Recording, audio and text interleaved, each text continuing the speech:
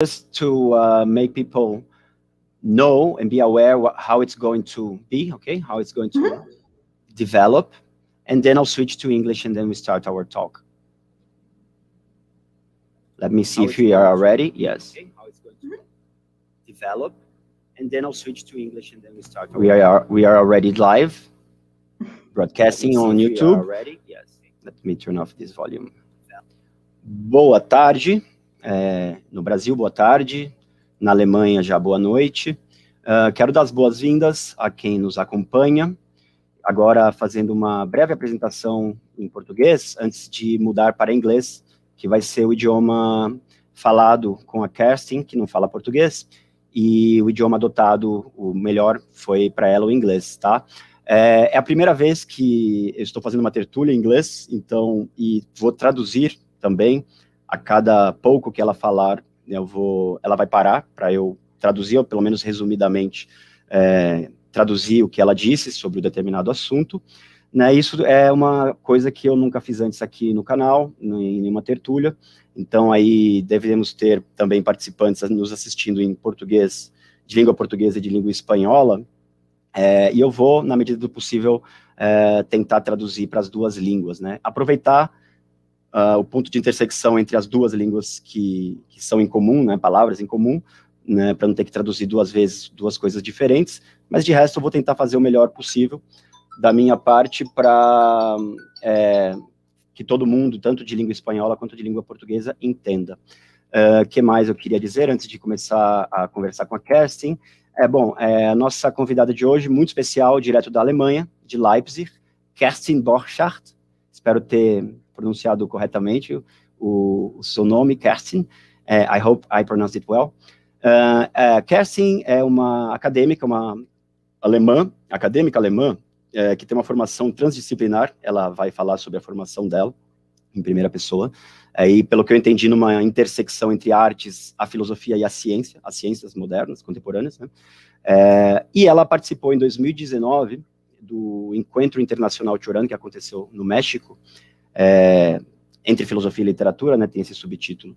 O evento que aconteceu no México em 2019, onde ela apresentou uma conferência sobre um dos temas, não o único, mas um deles, e o principal, talvez, dessa nossa conversa de hoje, né, que é a recepção de Nietzsche por Cioran, como Cioran assimila e recebe a obra de Nietzsche, as ideias de Nietzsche, particularmente a partir de um longo aforismo dos silogismos da amargura, que, aliás, está aqui na minha frente, que começa dizendo: quando se é jovem, pratica-se a filosofia menos para buscar nela uma visão que um estimulante e tal.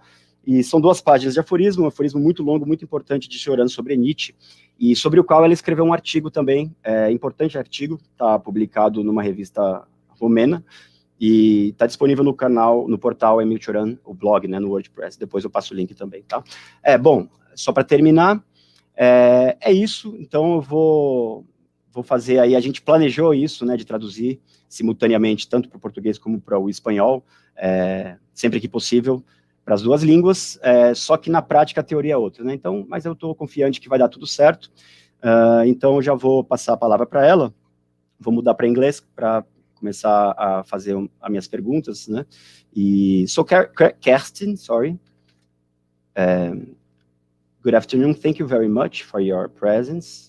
It's an honor to have you as our guest today here in the channel. First, could you please introduce yourself in the first person? If you can talk about your educational background, what you have studied between arts, philosophy, and science, as far as I understood. Can we begin with that, please? Yes, of course. Sorry, Kerstin, this is another thing that I didn't...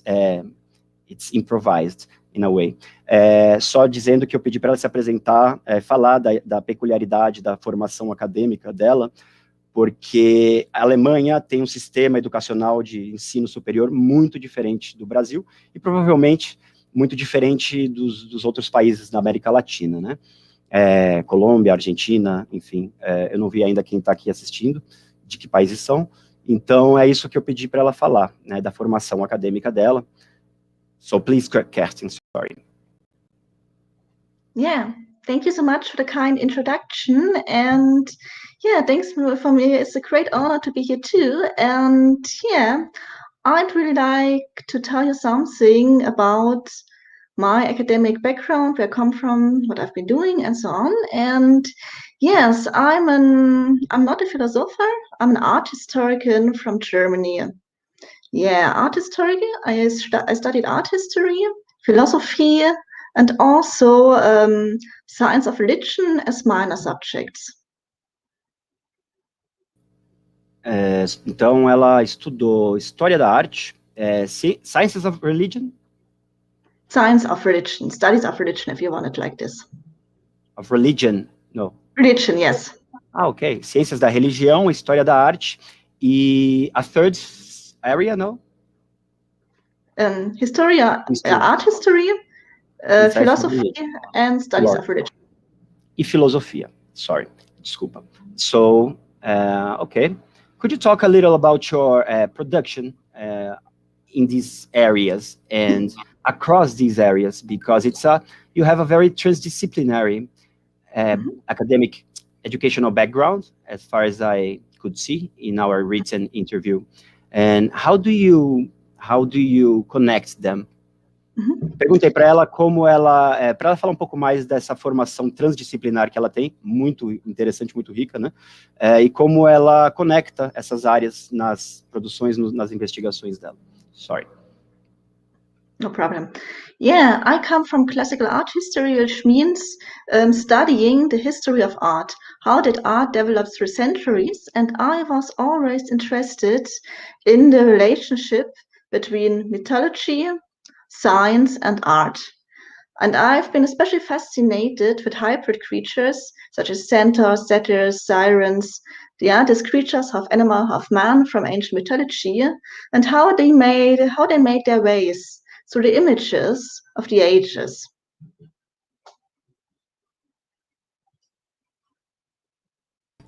Sorry, it's my cell phone started ringing here. It's not the moment.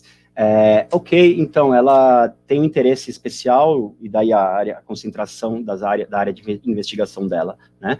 Entre mitologia, a ciências, plural, e as artes, né?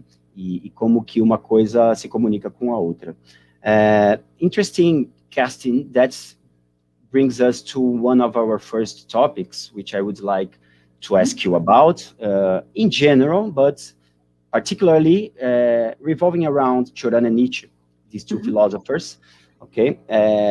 But first, before I ask you the question, could we start by defining some key concepts, especially postmodernity and the postmodern, right? How does it differ in your comprehension? Many people might not have that clearly, okay? How does it differ from modernity and the modern as such, when we talk about postmodern, modernity and the postmodern? Perguntei para ela qual seria a definição, para a gente começar com uma visão clara, definida de alguns termos chave, como pós-moderno e pós-modernidade, né? Para a gente poder articular numa dialética com moderno e modernidade, porque o tema da entrevista escrita aí aqui hoje também ao vivo tem a ver com isso. So, please, Kerstin.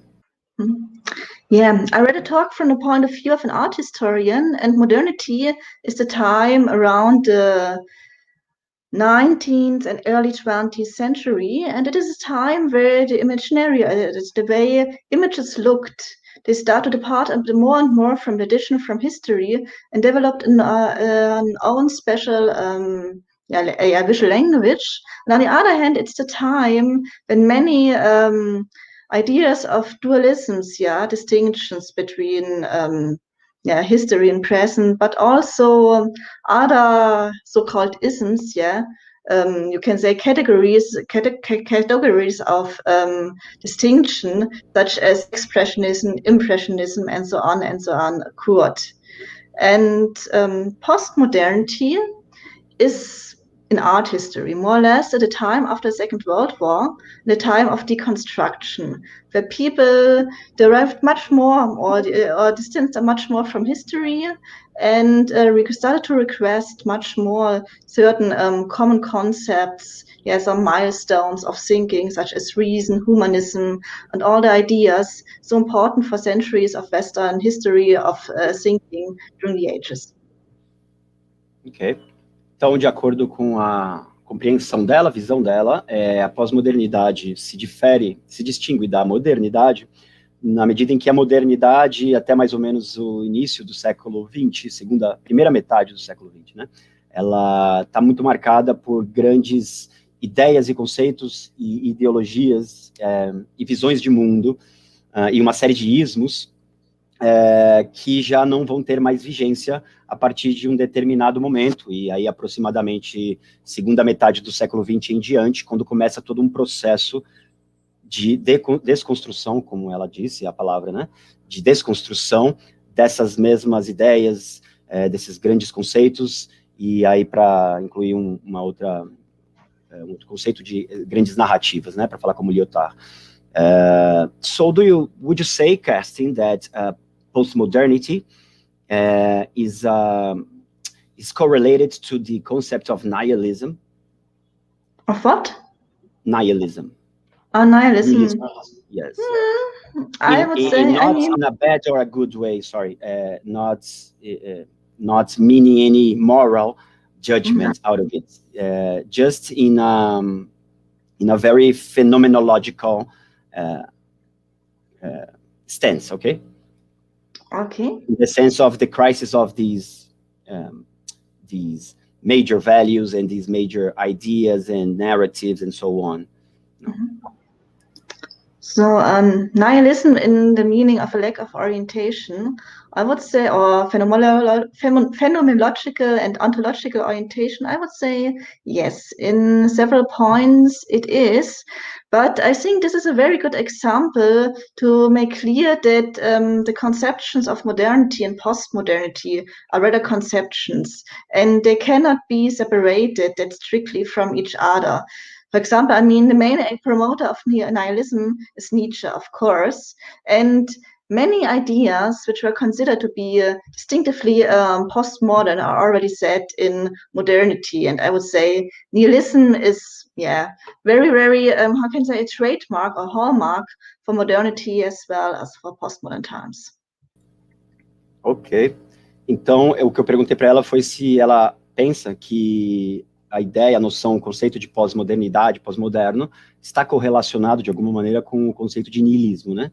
Nihilismo, que Nietzsche tão exaustivamente tratou, analisou, diagnosticou e tudo mais, e segundo ela, sim, eles estão intimamente, estreitamente relacionados. In what way do you think nihilism is intimately correlated to the postmodern? Sorry, could you repeat, Kerstin? To the postmodern, yes, it is, you can say, it is the lack of orientation which followed from the deconstruction, yeah?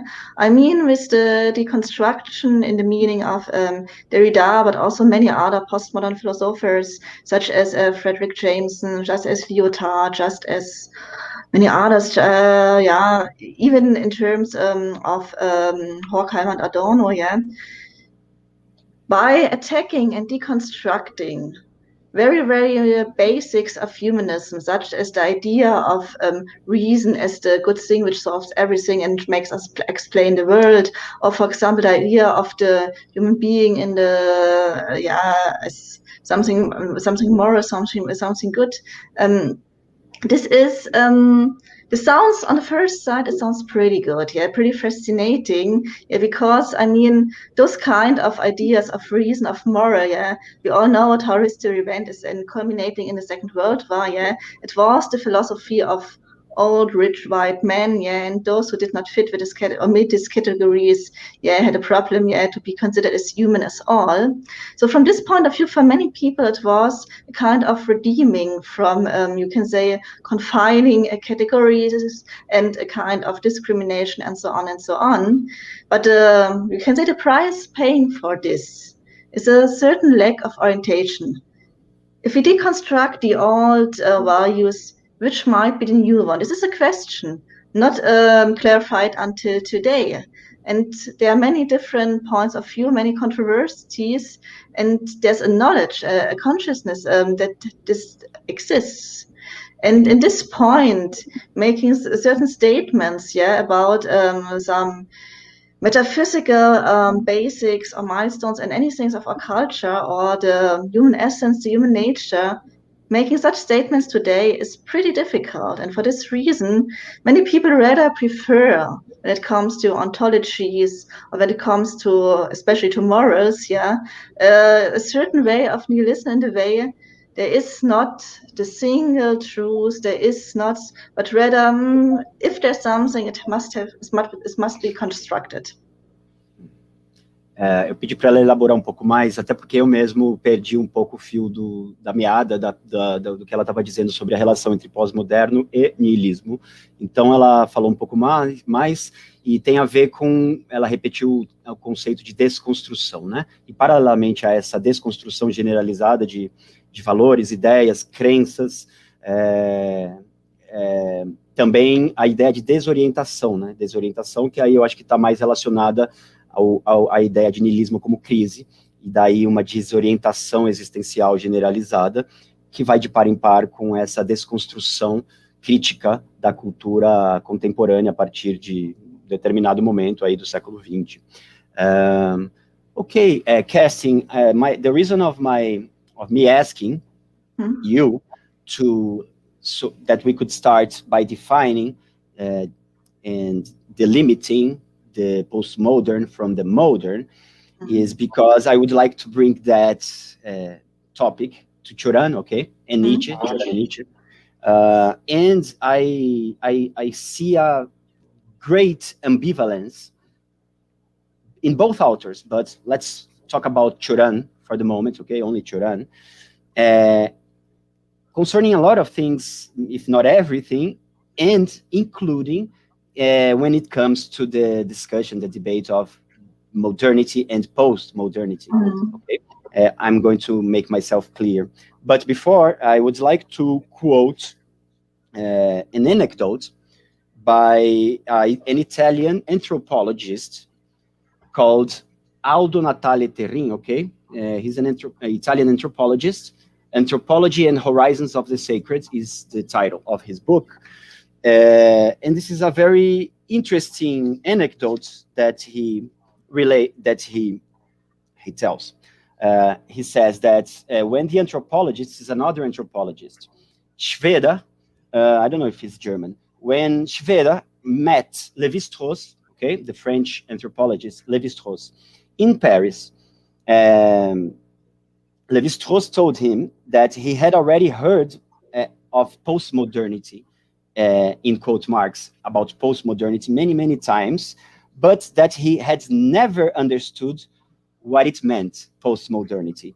And that, in any case, Lévi-Strauss would rather live before the postmodern era than in the postmodern era, whatever it means that Lévi-Strauss never understood.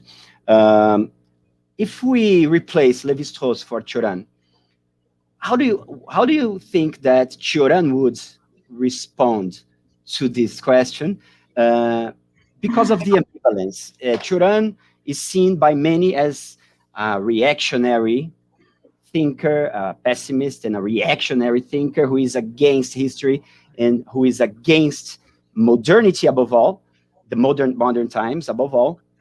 But on the other hand, he seems to me sometimes very paradoxical and ambivalent in this negativity against modernity and modern times. So sometimes he seems to me not to be a reactionary at all. How do you see Cioran between modernity and postmodernity? Where do you place him? So let me just summarize my question in Portuguese and Spanish.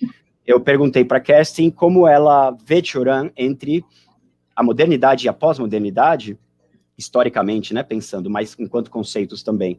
Porque Cioran tem uma ambivalência paradoxal enorme, né, que, por um lado, ele parece ser um autor anti a história, sobretudo contra a modernidade, aí muitos vão interpretar ele e usar essa palavra, enfim, reacionário, como autor reacionário, e, por outro lado, ele às vezes pode se mostrar um autor surpreendentemente moderno, todo o contrário de um reacionário. Então, eu li uma anedota contada por esse antropólogo italiano, chamado Aldo Natali Terrin, que conta essa anedota sobre Lévi-Strauss. Alguém perguntou para ele o que ele achava da pós-modernidade, ele falou que já tinha ouvido falar muito, mas não tinha entendido muito bem o que significava, e que, em todo caso, ele prefere viver antes da pós-modernidade, e não nessa tal de pós-modernidade. O que ela acha que Cioran responderia no lugar de Lévi-Strauss? Please. Yeah, speaking with the words of Cioran, I think he would have answered something like, when you asked him, what's postmodernity, what makes you postmodern, he would say, who cares? I guess that's my opinion, because, I mean, as far as I understood Cioran, he was a thinker who hated this kind of categorization or systematic idea or anything like this at all. So I guess he would have gave a damn on it. But anyway, the question itself, yeah, where could some situate him in the discourses or the line of development between modernity, postmodernity, and contemporary times, which is maybe not the same. I would say this is pretty interesting. I mean, with his you can say cultural pessimism, with his critic, his skepticism, his dark attitude. He's pretty postmodern, yeah. You know, maybe in modernity you had this attitude, yeah, of decadence too. Yeah, that was the philosophizcal mentality, and everything is terrible, everything is on decay. Yes, but in postmodern times or postmodern philosophy, this attitude even increased, but the argument was a different one. I mean, many postmodern philosophers, yeah, and I talk about the guys after, mostly guys, also some girls, but mostly guys, after the Second World War, like Horkheimer and Adorno, like Lyotard, like Derrida. Yeah, they also had a huge and very severe cultural pessimism, but their deconstruction was rather the deconstruction of power systems, such as capitalism, such as biopower, when you look at Foucault, such as, yeah, there was a certain idea which is also inherent to the deconstruction that many of our values of our history are a construction, which went wrong. Totally wrong, yeah? And so the systems of power, such as capitalism, such as political systems, have to be deconstructed, and so on and so on. And I mean, you can say the skepticism, the criticism of Cioran is another one, a more essential one. If you want to call it a metaphysical one, yeah, where does essentialism ends and metaphysical thinking starts, it's a difficult question. But anyway, this is an attitude which you might rather find, or which you might rather find in the philosophhical philosophy, so as Schopenhauer and so on. But, and this is the interesting thing, history moves on. And if we talk of postmodern philosophy, this is not contemporary philosophy. This is the philosophy which is 30 years old, yeah, sometimes, yeah.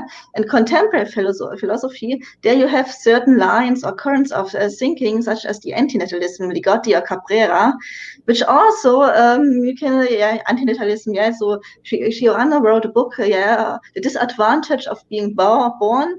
They take it literally, yeah. They say, similar to Schopenhauer, life is nothing but suffering. It's better not to be born for humans because we suffer, for the rest of the world too because we destroy and everything is overpopulated. Yeah, there you have the idea that there's not only cultural pessimism, there's an existential pessimism reappears. And so I would say, if you want to, you can situate Cioran, it should not only be between modernity and postmodernity, as it was one line of thinking which changed.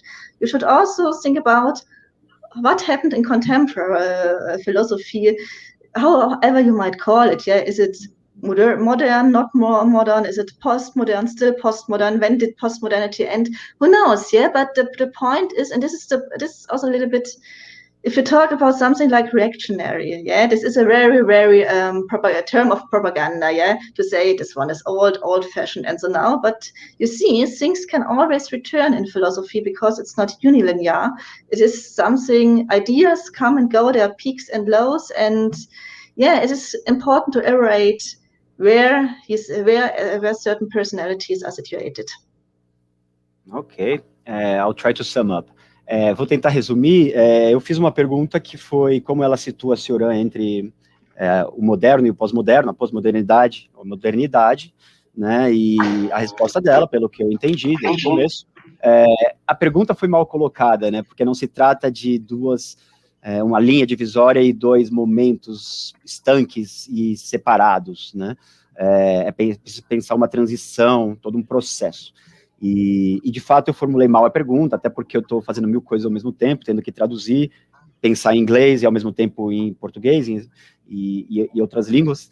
Então, assim, ela falou que é uma pergunta que não está muito bem colocada, mas que, no fundo, Cioran, sim, pelo que eu entendi, tem muito que dá para dizer que são características tipicamente pós-modernas, conforme oposto a moderno, né? Como a fragmentação, por exemplo, como essa crítica interminável de todas as ideias, né, que em outros termos poderíamos chamar de desconstrução.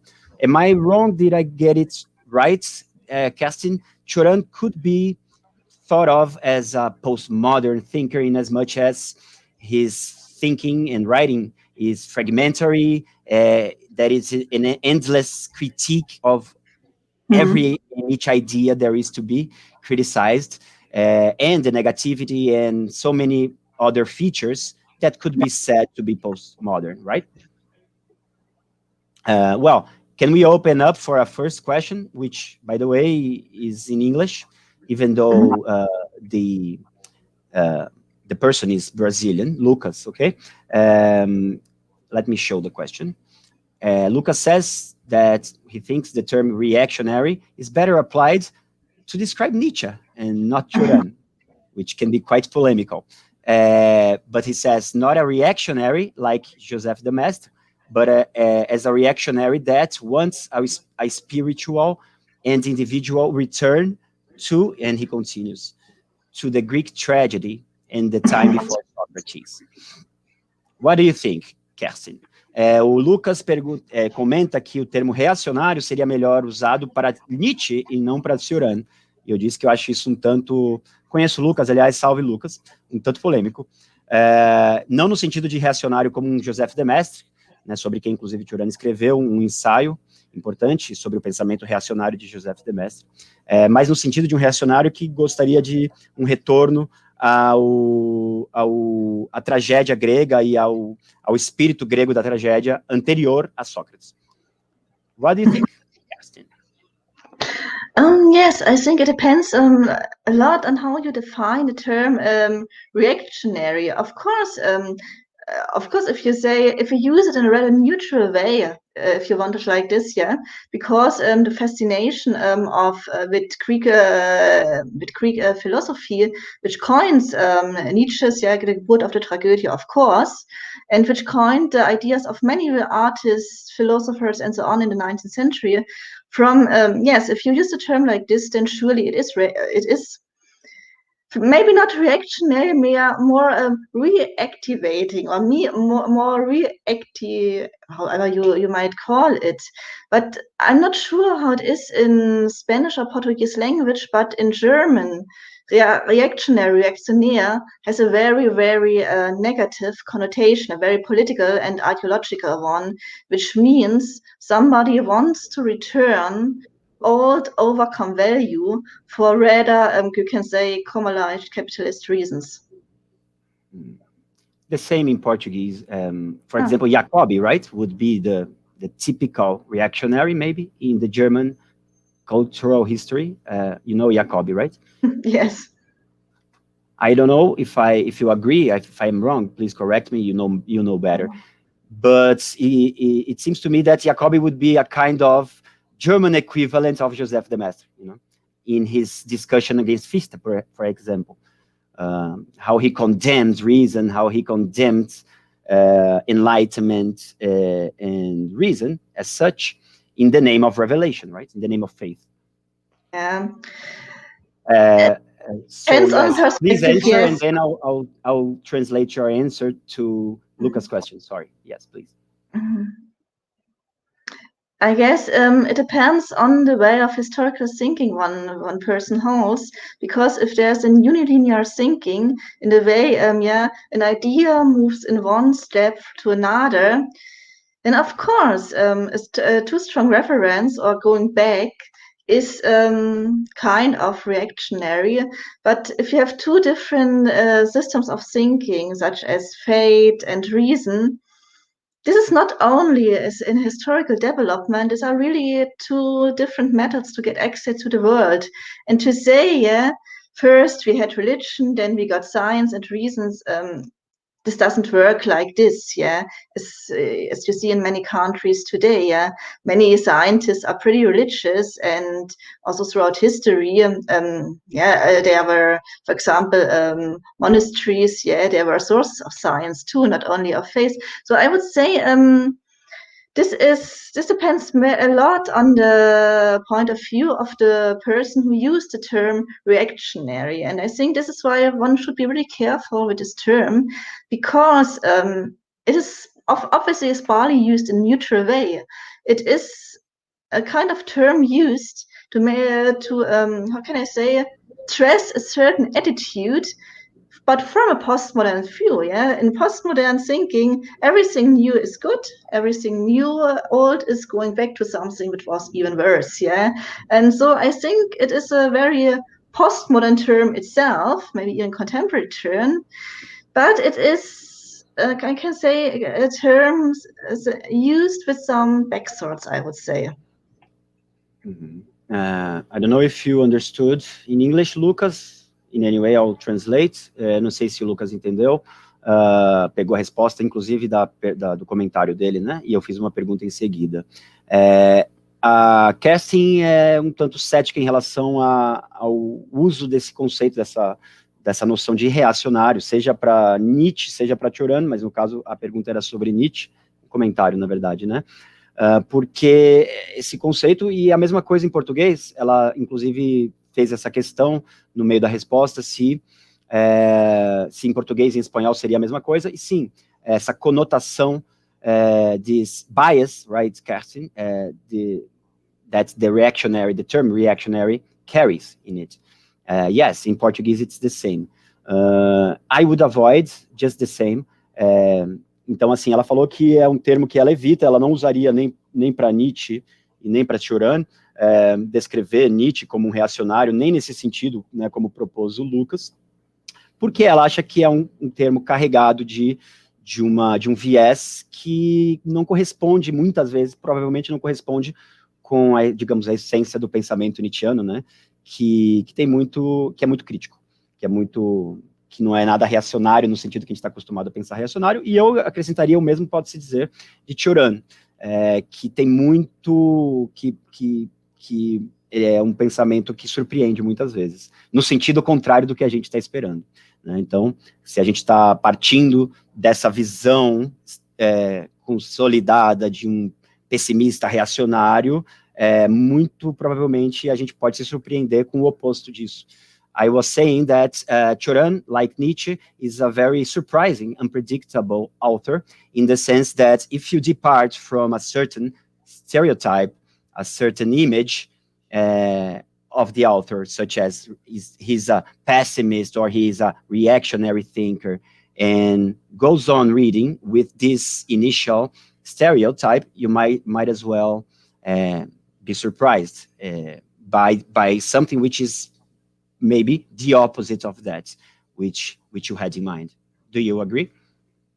Yes, and I mean, I think Nietzsche, when it comes in terms of morals, of course, he was a nihilist thinker, but especially when it comes to he was. I never considered Nietzsche to be very pessimist, because I mean he had something which you can call, even in the 19th century, more postmodern times, kind of interesting because he had a kind of utopian thinking. I think when it comes in progress optimism, yeah, he will still believed in something like a superhuman up to come. Yeah, he really believed that the flawed human condition can be improved, yeah, by social change and so on. And this is something I consider really interesting, and that's why I wouldn't say he is a pessimistic thinker at all. I would rather call Nietzsche as one of the philosophers of revolt. Yeah, he was for a certain kind of change. I mean, he really went against Christian morals and maybe not deconstructed, but he really wanted to smash down, yeah, many of the cornerstones of Occidental moral. And this, okay, and this is maybe something disturbing, something, yeah, which is considered to be not pessimist, but something rather dark and dangerous, which brings him very close to postmodern ideas. But nevertheless, in his kind way of thinking, yeah, I think there is a strong progress optimism, not a typical one, maybe some Marxists or any or others had, but I think the term pessimism is nothing I really would use for Nietzsche. Right? Not for Nietzsche, but for Schopenhauer, maybe. Yes. Schopenhauer, yes, because the point is,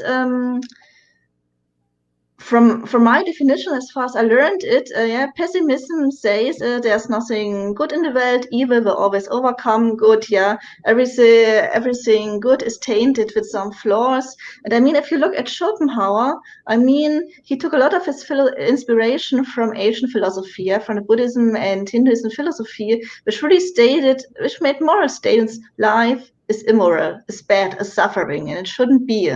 And from this point of view, this is pretty pessimistic, and so was Schopenhauer. But for Nietzsche, who didn't believe in this kind of moral dualisms anymore, I would say the term pessimism doesn't fit anymore. When it comes to morals, a certain nihilism, but when it comes to progress, to development, and so for history itself, there's also a very, you could say, optimistic sounds to euphoric, maybe to utopian, which is not, but there's also a very progressive element, I would say. Kerstin também não prefere evitar o conceito de pessimismo para falar de Nietzsche, de escrever Nietzsche, né? Como se poderia falar de Schopenhauer no sentido de ser pessimista e pessimismo filosófico em Schopenhauer, mas em Nietzsche ela acha que isso é muito mais diferente. Esse pessimismo schopenhaueriano em Nietzsche já não se mantém. So, Kerstin, how do you see and where do you place Cioran between Schopenhauer's pessimism, metaphysical pessimism, and the negation of the will, right? And Nietzsche's attempt to overcome such pessimism, and all that idea, all those ideas, for example, such as amor fati, and even, as you said, the Übermensch, right? How do you see Cioran between Schopenhauer and Nietzsche? Perguntei a Kerstin como ela situa, como ela vê Cioran entre esses dois filósofos que realmente têm uma importância muito grande na formação dele, né? Schopenhauer e Nietzsche, considerando que um representa um pensamento filosófico pessimista, Schopenhauer, de negação da vontade, pensamento ascético, moral ascética, né? Negativa, ética negativa, que vai dar no antinatalismo, inclusive, do Júlio Cabreira, que ela mencionou, inclusive, e eu gostaria de falar de antinatalismo com ela, e Nietzsche, que não parece que subscreve ou endossa essa ética negativa, pessimista, que a gente poderia encontrar no Schopenhauer. So, how do you see Nietzsche and Cioran between them? Honestly, I wouldn't see him between them at all. He came after them. And this is and I think this is an interesting point, that this is a certain line of, I mean, what the three of them unites is, of course, a certain cultural pessimism, of course, yeah, especially a history cultural pessimism. But there are, of course, differences. And as much as I you can say Nietzsche tried to overcome Schopenhauer, which is, of course, embedded in larger philosophical concept. Yeah, I mean, for Schopenhauer, there was something, the will for life, Wille zum Leben, which should be overcome. For Nietzsche, there was the will for power, which should be fed. Yeah, to become whatever his conception of the Übermensch might be, but to become something else, become something more. And the interesting thing is, by Cioran, the will for what? If there's any will, the will for resentment, for whatever, yeah? But the point is, on the first side, you could say, okay, is this a falling back to Schopenhauer? No, because there is not this Hinduistic, Buddhism-inspired background. And this is a very important point, yeah? Of course, for Cioran, there is nothing such an Übermensch, superhuman to come anymore. Yeah, human nature cannot be improved, and that's why history cannot turn into something generally different and generally better. But he has not a metaphysical religious background. His, I can say, this is almost an essential pessimism, where it was like derives from the cultural pessimism, from the analysis of culture, not from a metaphysical religious concept, but from an analysis of culture. And this is something which really puts him much more in the direction of postmodernity, who do not need this kind of metaphysical legislation or anything like this, yeah, just to justify the idea, but say, look at what happened, look at history. It was always this way. It will not change. Yeah, it is proof enough. So, ela disse que não se trata de estar, também uma questão mal colocada da minha parte, segunda, que não se trata de colocar Cioran entre Cioran e Schopenhauer, porque Cioran está depois dos dois, e não é uma questão de estar entre os dois, como se tivesse que ir mais para um lado ou para o outro. Até isso já parte de uma visão que não está muito alinhada com essa falta de linearidade da visão pós-moderna. Eu, no caso, não atentei para isto, né, na minha formulação. E ela disse que, aliás, uma coisa muito interessante que ela falou sobre Schopenhauer e Nietzsche, para diferenciar e contrastar um do outro, é que enquanto para Schopenhauer a vontade de vida deve ser superada, negada para ser superada, a vontade de potência para Nietzsche não se trata de negar e superar a vontade de potência, mas se trata de alimentar. Eu achei isso muito legal que a Kerstin disse, que a vontade de potência é para se alimentar, na visão de Nietzsche, diferentemente de simplesmente negar, como Schopenhauer queria. So we have another question also from Lucas. Do you mind putting it now? It's from the audience. In fact, it's a comment. I think he's going to continue. Kerstin. Nietzsche's father was a Protestant Lutheran priest, and Cioran's father was an Orthodox priest. Yes. How do you see the influence of the author's initial view of religion, both of them, Nietzsche and Cioran, inherited by their fathers? How do you see the influence of the fact of having a father who is also a priest, be it a Protestant Lutheran priest, Nietzsche's father, or an Orthodox Christian Greek Orthodox priest as Cioran's father? Yeah, thanks for the question. This is in any kind, anything pretty interesting. Yeah, for example, if you say, I mean, both were raised by religious people, and both made their way away from religion. Yeah, so on the one hand, they've been raised with it. On the other hand, it couldn't convince them. Yeah, and so I mean, it is pretty hard to say what exactly the influence was or how the father-son relationship might have been. But I think in many ways, I guess this is very spoken with Freud. Yeah, it is maybe also the way they brought up. Yeah, with maybe partly a little bit. The point is being the son of a priest is not as many other people live. Yeah, they did not only learn about religion, they lived it. Yeah, it was an essential time of their children. They were raised with the values, with the orthopraxis, with the rites, and so on and so on. And I mean, it is a trait, yeah. When people grow up, come into poverty, yeah, they want to get away from their parents. They want to do something else. Want to get something on their own. But in this case, I mean, abandon religion for rather nihilist and cultural pessimist philosophy and turning against it, yeah. Especially with such a family background. I think this is something pretty interesting, but I cannot say too much as you can pathologizing this. Yeah, I mean, an unhealthy father-son relationship or anything like this. And maybe it was, but I cannot say too much about it. But I think it's it is interesting, kind of confusing, you can say. But I think it is in any case, yeah, surely something.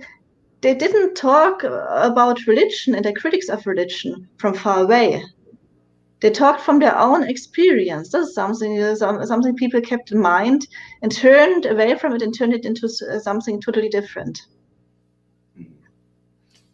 Okay, I forgot to say about the previous question. Sorry, the confusion between languages. Ela estava dizendo ainda sobre a pergunta anterior sobre Cioran entre Nietzsche e Schopenhauer, né? Que Schopenhauer tem a vontade devida, que precisa ser negada, Nietzsche é a vontade de potência, que deveria ser alimentada. Mas aí ela deixou a questão, que eu esqueci de colocar também, né? E Cioran, a vontade de quê? É vontade de quê em Cioran? Né? Fica essa questão, e provavelmente não tem nenhuma resposta definitiva, porque Cioran mesmo não está interessado em definir para si o que seria para mim a vontade é vontade de quê? Como Nietzsche fez e como Schopenhauer fez, né? E aí ela fez uma pergunta retórica, respondeu retoricamente dizendo, seria vontade de quê para Cioran? Vontade de ressentimento? Will of resentment? I was going back to your comments about Cioran, will of what, right? Is it a will of resentment? Maybe. Let's see. Yes, there is another question from Juan. Juan is Brazilian, and he asks you, let me put it on the screen. In what way does Cioran appropriate Nietzsche's concept of amor fati, in your opinion? Are there resonances in Cioran's thinking of Nietzsche's amor fati, in your opinion? And also, if you could also include the Superman or Übermensch as a Nietzschean concept, a major tenet, alongside amor fati. Okay. Cioran's relation of these concepts. What exactly is how Cioran refers to the amor fati, oder? Yes, exactly. Yes. How does he relate to it? How does he appropriate this concept? If he makes it his own, if he rejects it, for example. Yeah, that's really interesting. It's a good question. The point is, the amor fati of Nietzsche is a very powerful term. Yeah, the Lebensbejahung. I do not know the English term for it. Yeah, Lebensbejahung. Is there any English term saying yes to? Do you know? Amor fati, I think it remains Latin, but there is a formula which is impossible in Portuguese, which is yes sayer. It's someone who always says yes. Okay, so it's a yes sayer, and that is impossible to say in Portuguese. It's here in the chat, yes sayer. So someone who is a yes sayer. That is the translation of that aphorism in also giving in the will for power. Yeah, okay, giving in the will for power and so on. Yes, in Germany its term is Lebensbejahung, and the point is, honestly, I wouldn't see this kind of concept in the works of Cioran, not at all. At least not in the sense Nietzsche used it, for embracing life, embracing the will for power to turn into something more. I mean, I wouldn't say what Cioran promoted totally fatalism or anything like this. Of course not. But I would say, I mean, we had this in this written interview. I think he has a very emphatic reveling in his resentment. You can say, he has a certain emphasis, But this is not an Amorphalie or a Lebensbejahung. It is saying yes to, you can say, saying yes to the resentment, saying yes to the idea of the abyss or anything like this. I would say this is rather something that can be found, the idea of reveling in the kind of, may you call it resentment, may call it the chaos of existence, may it call it frustration or anything, There is an emphasis. Maybe emphasis is better than Lebensbejahung because it's not that over-exaggerated. There's a certain emphasis in, you can say, in this kind of attitude, I would say. Então, retomando a questão que ela deixou sobre Cioran, vontade de quê? De ressentimento, e isso tem a ver com a leitura do Peter Sloterdijk sobre Cioran, que diz que Cioran teria sido o primeiro a fazer algo que, segundo Sloterdijk, Nietzsche tinha apenas vislumbrado como sendo possível e que, na verdade, nunca tinha realmente existido tal e qual, que seria, segundo Sloterdijk, isso, essa novidade de Cioran, seria uma filosofia do puro ressentimento, segundo Sloterdijk. A leitura do Peter Sloterdijk sobre Cioran, que Cioran inaugura o que Nietzsche apenas tinha vislumbrado de maneira até ingênua, como sendo algo possível, hipoteticamente, mas que ninguém tinha chegado e feito, Uma filosofia do puro ressentimento. É uma leitura que tem sua razão de ser, seus argumentos, E agora, assim, bastante polêmica, como quase tudo, acho que o Sloterdijk costuma publicar, ele é muito polêmico. I was telling the audience in Portuguese, Kerstin, that this debate over Cioran's resentment and that he revels in this attitude, this resented attitude, oh my God, life sucks, I don't know, something like that.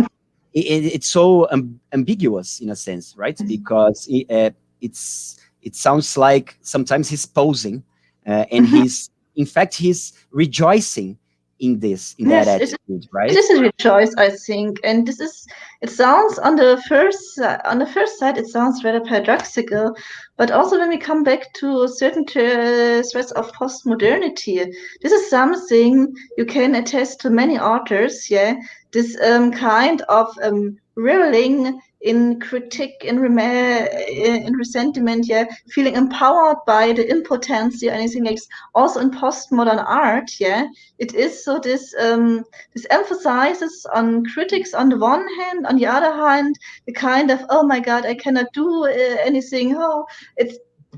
I think it's a certain trademark of this time. Look, it is maybe what Lyotard called congealing in front of the sublime, You have this overwhelming world, You have not beauty, not anything like this. You have the sublime, the big, the tremendous, and you stay in front of it's like, and it is congealing, but on the other hand, it's also fascinating and strange and so on. And so this attitude, the kind of not only delighted horror, but the delighted resentment, I mean, this is also for some subculture, like Gothic or punk. It is a trademark which is not so extraordinary, and which was also present in the fin de siècle mentality, which is something which repeating itself in history in many philosophical currents, as well as the ideas of certain authors, but also in popular phenomena or subcultures and so on. So on the one hand, it might look a little bit strange, but it is also a trademark of our time. Ok. Juan, então ela respondeu que acha difícil pensar a ideia do amor fati em Cioran, por razões meio óbvias, assim, ele muitas vezes está fazendo um discurso fatalista, pessimista, contrário à ideia de dizer sim a todas as coisas e ao destino enquanto tal. Não parece ser muito o caminho de Cioran. Apesar de que, segundo ela, Cioran tem essa ambiguidade irônica, né, de se lamentar e, ao mesmo tempo, parecer que se regozija nessa situação que o faz lamentar, né? Então, ele está sempre nessa atitude indeterminada, que não dá para reduzir nem a uma pura negatividade pessimista, fatalista, e muito menos a um amor fati, certo? Okay, Kerstin, I would like to maybe move on to a new subject, a new topic. Do you mind? Yes. No, I do not mind. It's okay. Ok. Pessoal, então eu queria passar para um novo tópico. Aliás, continuem sentindo-se à vontade para fazer suas perguntas em português, em espanhol. Está sendo bem difícil fazer isso e traduzir ao português e ao espanhol. Peço desculpas perdón a los hispanohablantes por no traducir al español. No esperaba que sería tan difícil y es tanta cosa para hacer al mismo tiempo. Estoy pensando en más de 2 lenguas al mismo tiempo. Es muy, muy difícil, muy confuso. Entonces, pido perdón porque estoy haciendo lo posible.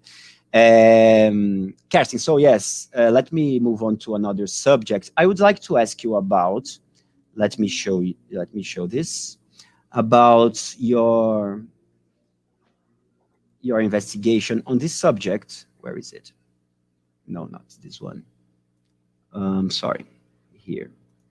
Yes, you wrote an article, right, about germinal monsters and new kinships in contemporary art, and it interests me a lot, beyond Cioran, but including Cioran, the idea of monstrosity, right?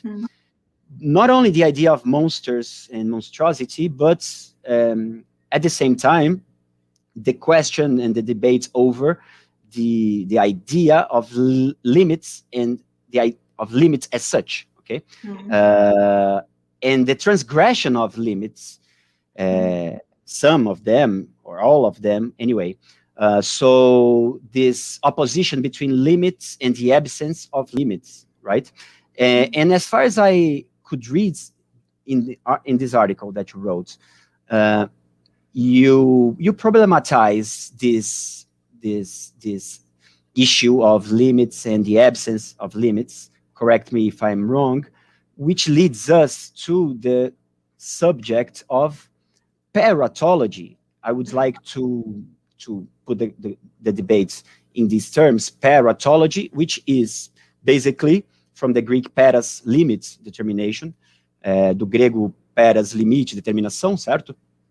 De onde peratologia, que seria o pensamento, o estudo, reflexão crítica, enfim, logos, né, sobre o limite. E a gente poderia acrescentar um prefixo A negativo, privativo, e fazer também a reflexão, o estudo, o discurso sobre a ausência de limites, né? Sejam limites naturais, ontologicamente dados, naturalmente dados, ou limites morais também, né? Todo tipo de limite.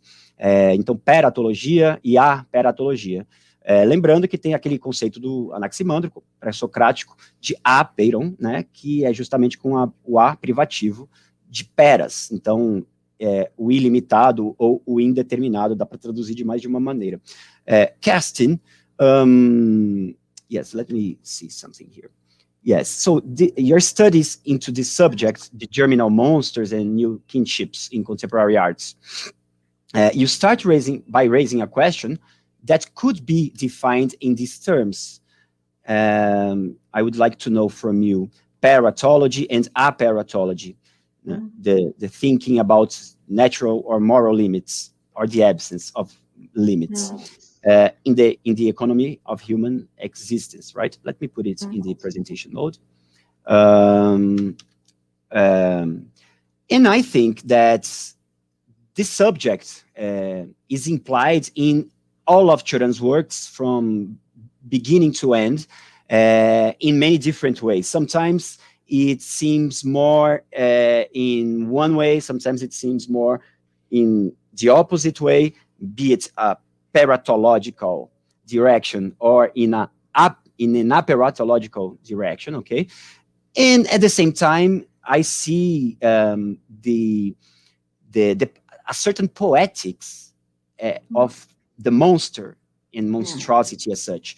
In Cioran, do you also see that in Cioran? Do you also see an elaboration, a poetic elaboration of the figure of the monster in many different ways, and the very idea of monstrosity in Cioran, parallel to a certain critical reflection on the limits or the absence of limits of the human as such?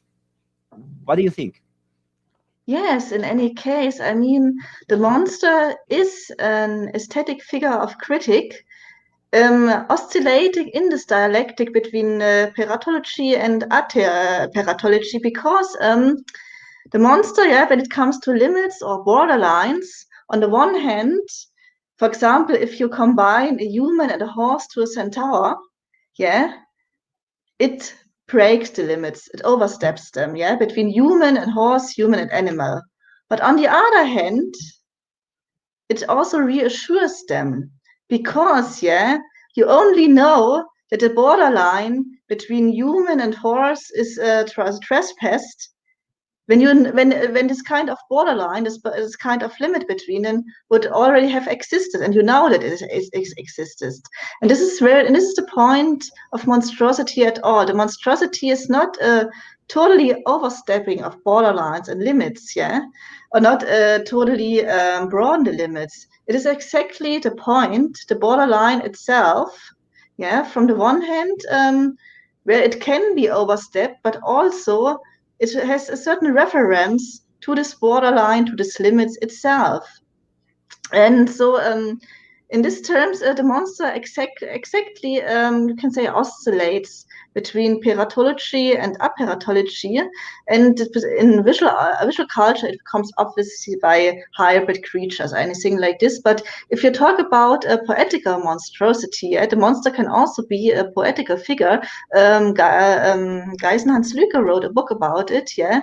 Of course, Geisenhans Lücke is his name. He's a linguist scholar, and he wrote also about the poetical value of the monster. Exactly, yeah. On the one hand, transgressing the borderlines, breaking the boundaries, and on the other hand, reaffirming them. Yeah, on the one hand, the monster is progressive, but at the same time, kind of conservative. And this is a general problem, yeah, that you have with the monster. With the monstrous at all, yeah, because at the same moment you cross the line, you reaffirm it. And this is also maybe in terms of discussions, yeah, of reactionary or progressivity, critic itself, yeah, it becomes really, really important. And when it comes to the writings of Cioran, yeah, of course, yeah, he cross many lines, yeah, especially when it comes, what is human, what is the human condition, yeah, as something inapprovable, but at the same time, he opens a new limit for it, and so on. And I think this is a trademark, yeah. Postmodernity, modernity are monstrous ages, yeah. This breaking and pushing the limits, but at the same time reaffirming them and creating new ones, yeah, is a very, very important trademark of this kind of philosophy in general. Ok, I'll try to sum up. Sim, ela reconhece essa questão colocada na obra de Cioran, né? Essa dialética entre limite e ausência de limite, ou negação de limite, né? Ou peratologia e aperatologia. E isso tem a ver com todo um campo de estudos que ela, no qual ela se concentra. Ela já tinha falado, mas eu não pude traduzir sobre isso também, é muita coisa ao mesmo tempo, que é a ideia de hypermonsters? Is it hypermonsters, you said? Or hyper beings? Hybrid beings, yeah, hybrid. Hyper beings, ou hiperseres, né? Seres fantásticos, monstruosos, híbridos, como metade humano, metade cavalo, metade outros animais, né? O que geralmente dá um resultado estético grotesco que incomoda normalmente a percepção, o julgamento estético, né, das pessoas. Kerstin, would you say that Cioran speaks a lot of lucidity, and he speaks as as a lucid man, right? As someone who speaks from the perspective of lucidity. And it's a very peculiar understanding or description he makes of lucidity. It's different, for example, than that of Albert Camus, right? Which also elaborates on this concept of lucidity. But I think that Sylvie Jodot is a commentator of Cioran, Sylvie Jodot. She's French. She wrote a book whose title is Cioran ou le dernier homme, the last man, okay? Cioran or the last man. And Sylvie Jodot argues that Cioran is very much alike Georges Bataille in the sense that Bataille talks a lot about the experience of excess, ok? Excesso. Bataille fala muito da experiência do excesso, né? No contexto da discussão do livro dele sobre a experiência interior e a importância do excesso, né, no conhecimento.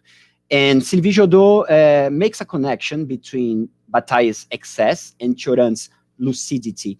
Do you think that Cioran's definition of lucidity, if any, not a definition, but his representation of the lucid mind and lucidity is by nature, by principle, aperatologic? It is totally against every Nietzsche idea of limits, be it constructed, be it natural. What do you think?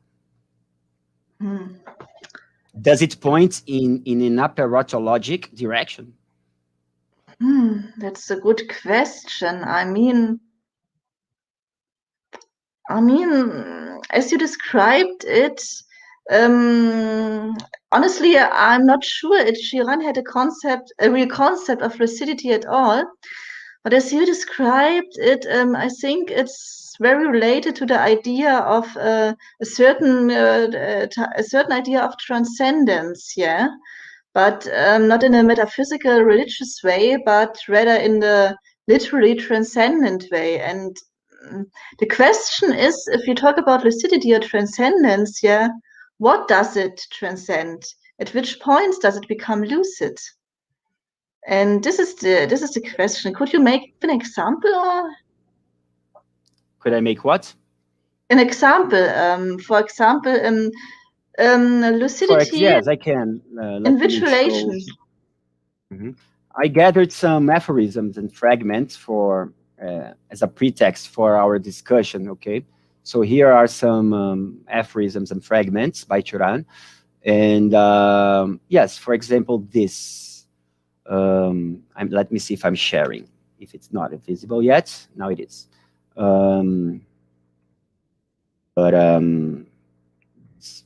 This is no. So sorry. Let me show it's the quotation in English. I can give you an example. Sorry, just a second. Yes, it's entire screen. Yes. So here, for example, when he writes, this is a Romanian book, Amurgul Gândurilor, The Twilight of Thought. Yeah. I can zoom in. The human experiment has failed. Man has become a dead end, whereas a non-man is more, a possibility. Look one of your fellow human beings in the eye. What makes you think that nothing more can be expected? Every man is too little. But he doesn't mention lucidity here. He does mention lucidity here. Yes, right here. The cynics are neither super, not subhumans, but post-humans. We come to the point of understanding them and even to love them when from the torment of our emptiness, a confession escapes to ourselves or to no one. I was once a man and I am no longer one. When there is no one in you anymore, not even Diogenes, and you are vacant even of emptiness, and your ears no longer whistle with nothingness. I thought he wrote lucidity or lucid in these two aphorisms, but no. Okay. But anyway, it's implied. This is let's say this is a conclusion or a negative conclusion of Cioran's experience of lucidity, let's say. Okay, it's kind of the lucidity of the void, if you want to say it like this, yeah. When I thought about lucidity, I thought about something like transcendence and becoming more, becoming something else, and this is what surely is not implied in many of Cioran's statement, as he states, for example, different to Nietzsche, okay, there is no development in the meaning of advancing to a subhuman. But from this quotes, I understand much better. It is this kind of lucidity in the meaning of, becoming nothing, return to the void, or something like this. Not in the meaning of advancing, but if you say become little, become void, I would say, and this is. Okay, this is an interesting concept, but and this is the interesting thing, it's a kind of related. I do not know if it took really inspiration from it, from the Hinduist and Buddhist philosophy, yeah, which say pretty much the same, and which inspired Schopenhauer. And but from this point of view, if you think that a total dissolution is this kind of void, yeah, dissolution, then yeah, you can say it is apparatological, but yes, if you see, you can see the delimitation it did in this direction, I would say, yes, sure. But also this is also metaphysics very much related to the Buddhist idea of thought. Sim, ela acha que o pensamento de Cioran inclina para um sentido, uma direção aperatológica, de negação, transgressão de limites e da ideia mesma, né, de limite enquanto tal, sejam eles construídos, culturais ou naturais, inclusive, né? E aqui são alguns aforismos que eu reuni em inglês sobre os temas da conversa e também da entrevista escrita, né? Que tem a ver com pós-humanismo, inclusive, não só pós-modernidade. We could as well talk about post-humanism after Kerstin, as related to postmodernity, right? And post-history and so many other posts, okay, post-modernity, post-history, and so on, post-human as well. Então, ela pensa que sim, o pensamento de Cioran vai no sentido de de problematizar, desconstruir, negar a própria ideia de limite. E aí a questão que fica é saber em que sentido que ele pensa a lucidez, porque como ela disse, concordo, Cioran não é um filósofo objetivo no sentido de vamos definir os termos, né, como Sócrates gostava de fazer, vamos começar definindo os termos, como eu sugeri fazer hoje no início, como pós-modernidade.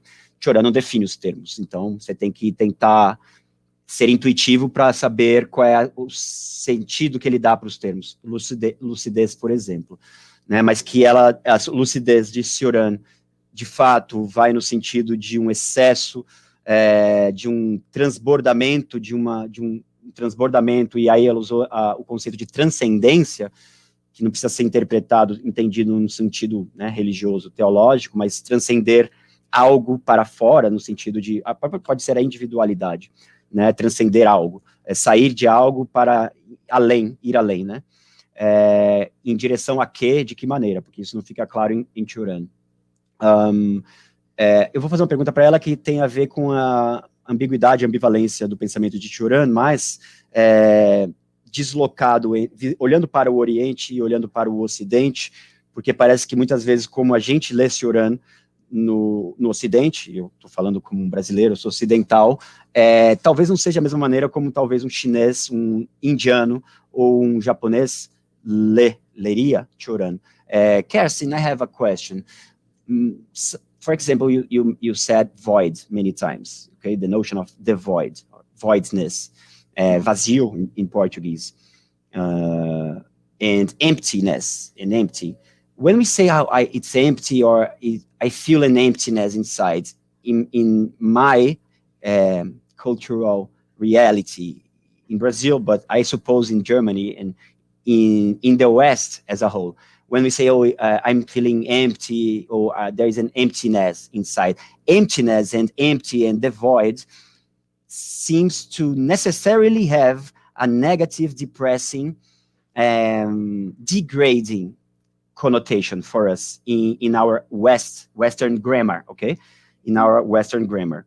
And I'm not sure if we understand empty, emptiness, void, and correlates as being the same as nothing, or even less, nothingness. Nothingness in the abstract sense, metaphysical sense of nothingness, right? It seems to me that they are different things. Mm-hmm. But this is in the West, and I'm in the West. I'm a Western reader, Brazilian reader of Cioran. But the same vocabulary, the same terminology, especially void, and there is a Sanskrit name equivalent for void, and others. We could also say nothing and nothingness. They do not necessarily have the same negative, depressing, degrading connotation as related to nihilism, European nihilism, in the sense of decadence, as there is in the West. So I see that Cioran is open for a double reading that could be, let's say, orientalizing, between quote marks, and would not read such terms as void and emptiness in a nihilistic way, or in another perspective, which is my perspective, and I could say our perspective, Western in general. All of this terminology, negative terminology, nothing, nothingness, the void, empty, emptiness, comes across as necessarily something degrading, debasing, depressing, nihilistic. Why is that, in your opinion? I mean, do you agree? And if so, why? Mm-hmm. Yes, I would kind of agree. This is, I guess, a lot of the philosophy from Western culture, from ancient authors until now, is rather kind of life affirming, or even if you have the Christian eschatology, yeah, it is okay. It is the afterlife, but it's a positive afterlife, which is better than life, yeah. And so you have an affirmative idea of existence, and I think this is the basic of existence. We might not always be aware of, or thinking we might not always be aware of, but the idea existence is something good, yeah, it's something very, very, very, very basic. And I mean, in the so-called Vedanta Hinduist philosophy, or some streams of the Buddhist philosophy, it is not, yeah. Non-existence should be preferred to existence because existence is suffering. This is a way of thinking. I guess many Western people, however you might define the West, are not very familiar with and not even comfortable with, I would say. And but if you have actual philosophical currents such like the anti-Nihilism, they argue in a very, very similar way, yeah. And I think this is an important thing. It is the mental background we have, yeah.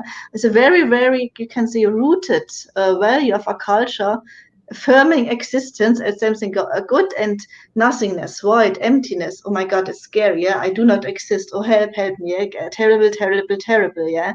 So I think this is, I'm pretty sure this is something rooted deeply in our culture. Yeah. And yeah, now in times of globalization, we will see how it might develop.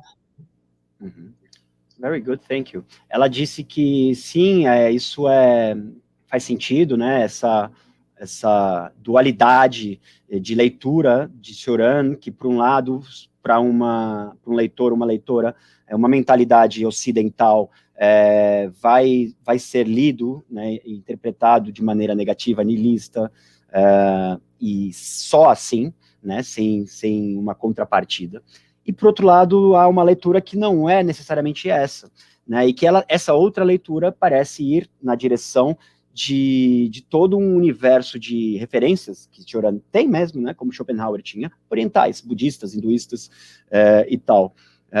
E essa dualidade está na base do pensamento de Cioran, da obra dele, né, porque quando ele está falando de vazio, isso pode ter, de fato, uma valência nihilista dessa palavra, como pode ter uma outra valência, uma outra significação não nihilista. Aliás, pelo contrário, edificante, salutar, propositiva, no sentido de uma filosofia de vida ou de uma prática ascética, digamos, budista, né? Que preconiza o vazio.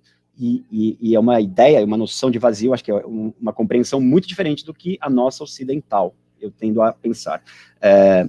Don't you think that when emptiness, for example, or the void, when Cioran thinks of it and writes about it, emptiness, for example, he sometimes describes this emptiness, or such state, if possible, emptiness, as full.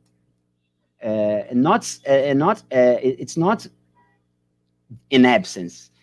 It's not the absence of whatever you want to think it's absence, but no, it's a neutral fullness. It's very paradoxical. What do you think? Yes, I guess that this is pretty much related to the last issue. For example, if you have this is also something, these in the Western way of thinking, emptiness is the non-existence, is the contrary of the fullness or anything like this, but it only exists as something's negativity, as an absence, as you said. And of course, it's also something in Buddhist philosophy which is pretty different. For example, nirvana, which is also described as a void, but as a full void. For example, if you have the Kabbalistic philosophy or Jewish philosophy, they have the idea of Aijin, the nothing which was before all existence and which will be after all existence, and which is also kind of divine nothingness. I think this is a pretty good point, and maybe not so common, in many philosophical ideas, at least in Occidental culture, not. But to think, how can you say? Emptiness, void. I mean, nothingness is, or however you call it, not only as an absence, but as a special presence of its own. It is not with the describable qualities, but as something. Not only as a negativity, if you want it like this. And I would say, yes, to me it appeared like this, that the emptiness or the void, however you will call it, when Cioran alludes to it, that this is also this kind of full void, full nothingness, or however you might call it, which also existed in Greek philosophy, the original chaos, the absence of order, if you want it like this, was also described as a void. The word gan in yearning comes from this, because this void is something that spreads, which expands, which becomes larger and larger, which is the absence of order, but has an own quality on its own. I think this is something in a lot of ancient philosophy, ancient mythology is present, but contemporary people seem to have lost this idea a lot. Maybe it has something to do with the progress of humanism. We want to exist, we want to become something better, and so on and so on. Might be a reason. It's hard to speculate about it, but from my opinion, it is exactly that full emptiness which is mentioned by, or alluded to by Cioran. Ela acha que sim, né? Existe essa ambivalência na compreensão de Cioran desses conceitos como o nada e o vazio. Não é só uma leitura negativa, nihilista, né? Nesse sentido. Mas também tem uma outra maneira que está embutida, condensada nessas palavras que Cioran usa, que não são necessariamente numa acepção nihilista europeia, decadentista e tudo mais. Kerstin, what are your conclusions about Cioran's reception of Nietzsche? What do you think happens from Nietzsche to Cioran in the 20th century? What does Cioran keep of Nietzsche, and what does he reject, for example, because he wants to I don't know, reaffirm his own singularity, his own originality, so he must differentiate himself from Nietzsche. What are the affinities and what are the the differences between them in your comprehension? What do you think? In my opinion, what unites them is the cultural pessimism, of course, and the historical pessimism. But I think what separates them is, I mean, in Nietzsche's writing, you still have this kind of, you can say, post-utopian trait, yeah, in shape of the Übermensch, some kind of progress optimism for something better to come. Yeah, it's life affirming, yeah, and maybe you can say Cioran is void affirming, yeah.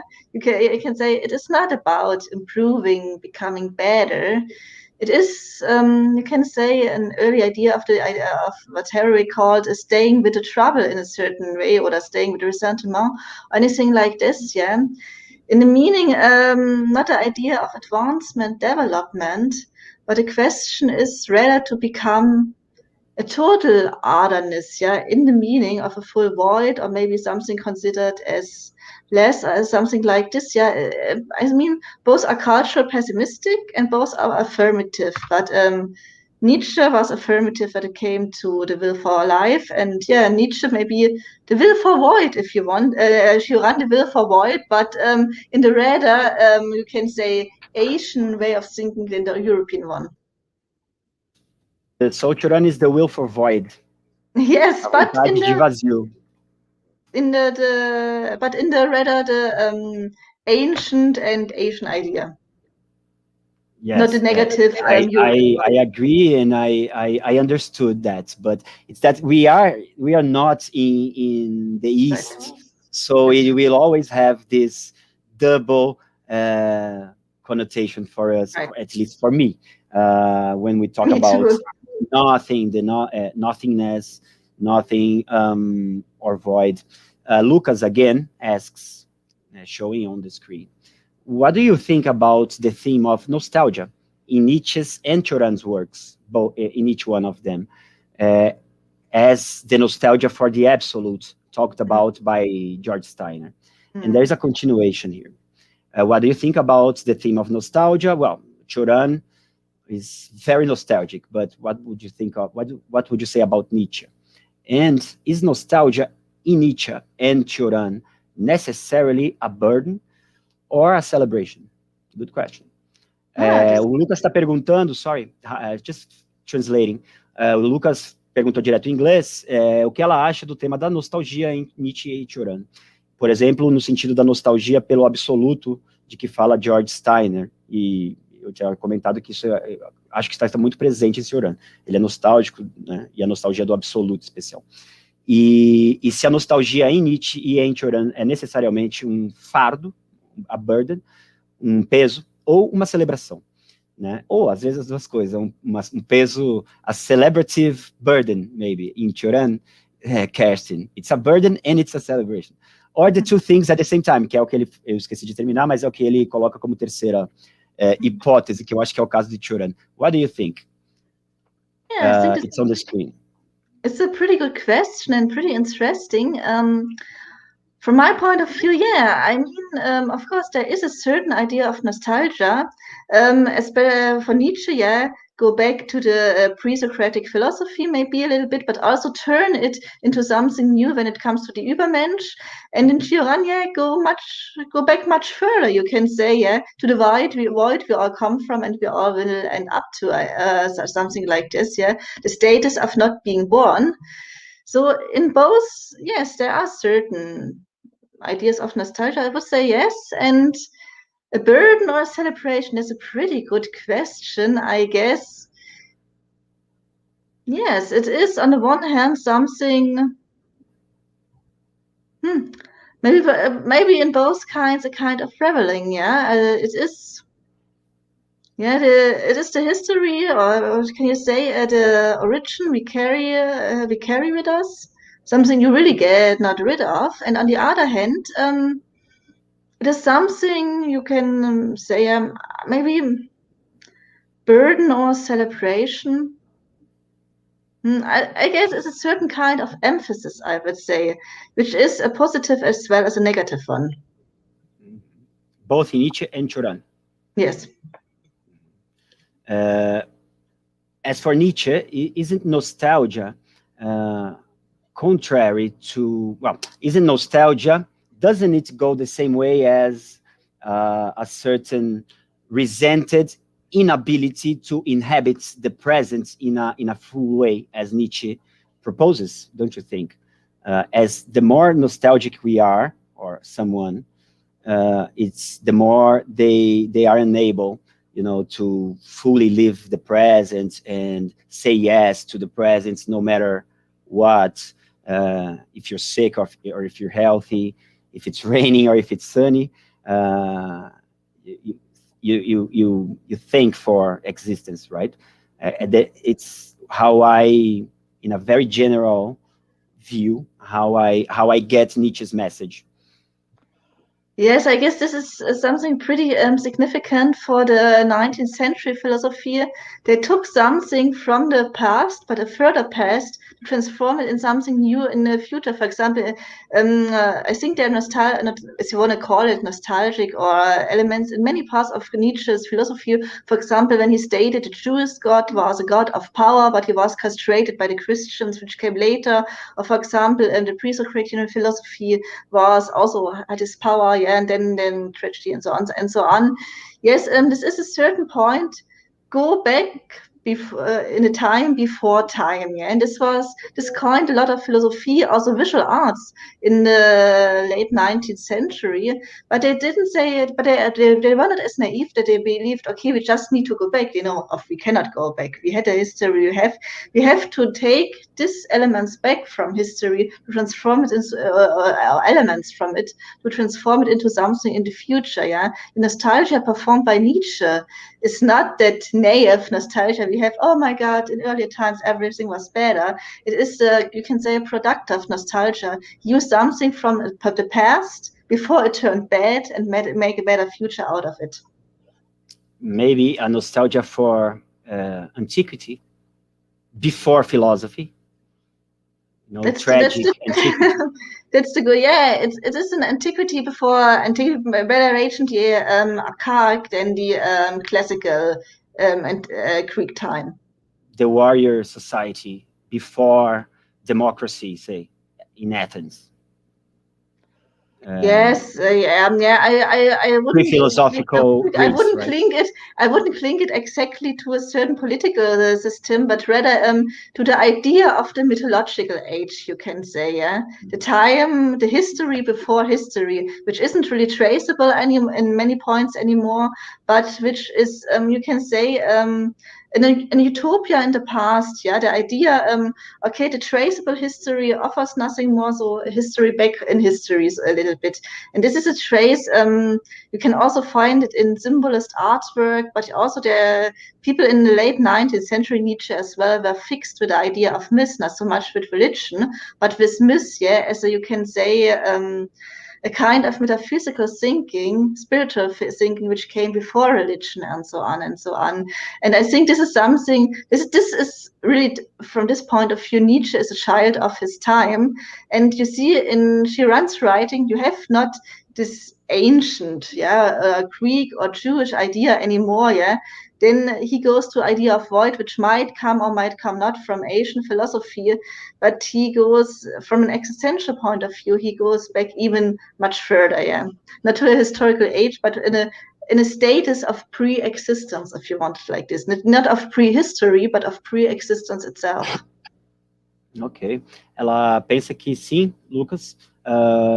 Inclusive Nietzsche, né, uma nostalgia sobre tempos imemoriais, a Grécia antiga, antes do advento da filosofia, enfim, mas que não é uma nostalgia ingênua e paralisada ou paralisante, muito pelo contrário, ela é ativa e produtiva e criativa, né? Então, seria muito mais uma inspiração para criar algo novo do que uma nostalgia de querer voltar mesmo, né, àquele tempo já passado, superado. And in Cioran, as for Cioran, what do you think? Oh, you said nostalgia for the void, right? Yeah, the state of pre-existence, if you want it like this. Not a prehistory as promoted by Nietzsche, but a pre-existence, if you want it like this. Ok. E no caso de Cioran seria uma espécie de nostalgia da pré-existência, ou do vazio, ou do nada, anterior ao nascimento, né, anterior à existência. Em todo caso, nostalgia do vazio, né, acho que é uma boa fórmula para completar nostalgia de quê? Em Cioran, do vazio, né, como tinha sido antes também alguma outra coisa do vazio, a vontade de vazio, né, so the will to void, and now nostalgia for the void. The fruitful So void. one of our conclusions is that the void has a central role in Cioran's thinking, right? O vazio tem papel central no pensamento de Cioran.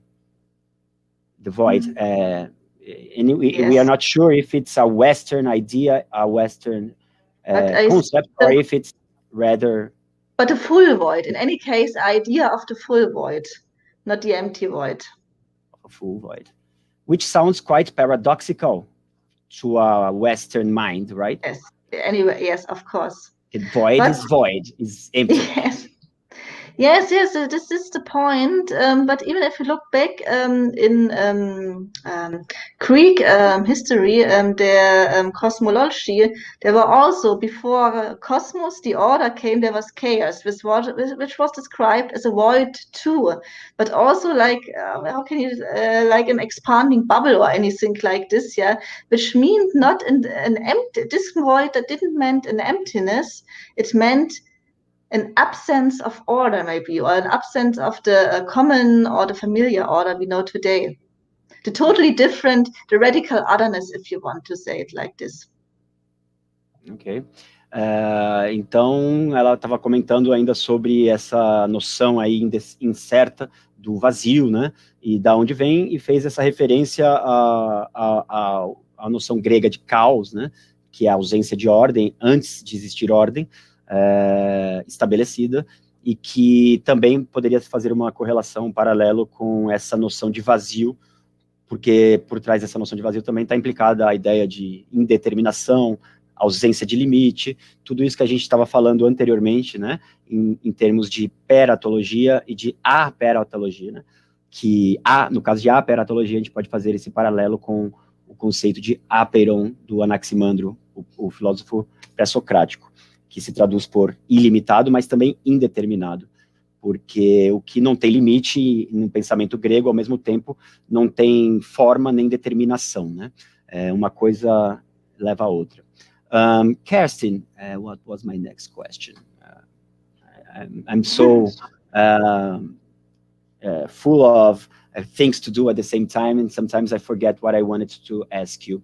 Yes, what do you think of Cioran? Cioran's works, do you see any contribution to the study or to the arts of post-humanist studies in Cioran, and also post-humanism, not only in human sciences and philosophy, also in arts and in culture? What do you see of post-human in terms of post-human in Cioran? Because at the same time, there is so much that is not post-human in Cioran, that is all too modern and all too human in a modern, still modern conception, traditional conception. Cioran he can be very traditional, sometimes very orthodox, and at the same time, very untraditional, unconventional, and heterodox, right? Unorthodox, which is crazy. Yes. So as for posthumanism, what do you think? Yeah, the point is posthumanism is not one line of philosophy. There are many, many different types of posthumanism, yeah, and there's, for example, something like transhumanism, which is very much in line with Nietzsche's idea of the Übermensch become better, smarter, greater, and so on and so on. And then there are certain lines like the antinatalism, which are also kind of posthumanist, and who say, oh no, it's better not to be born at all, because not only life is suffering, but also human is not a good ecological concept which destroys the world, and so on and so on. I mean, posthumanism, there's a lot of different philosophy. What unites them is, you can say, is the critic of some cornerstones of Occidental thinking. This is on the one hand rationalism, yeah, the idea of reason is the mental tool to solve every problem.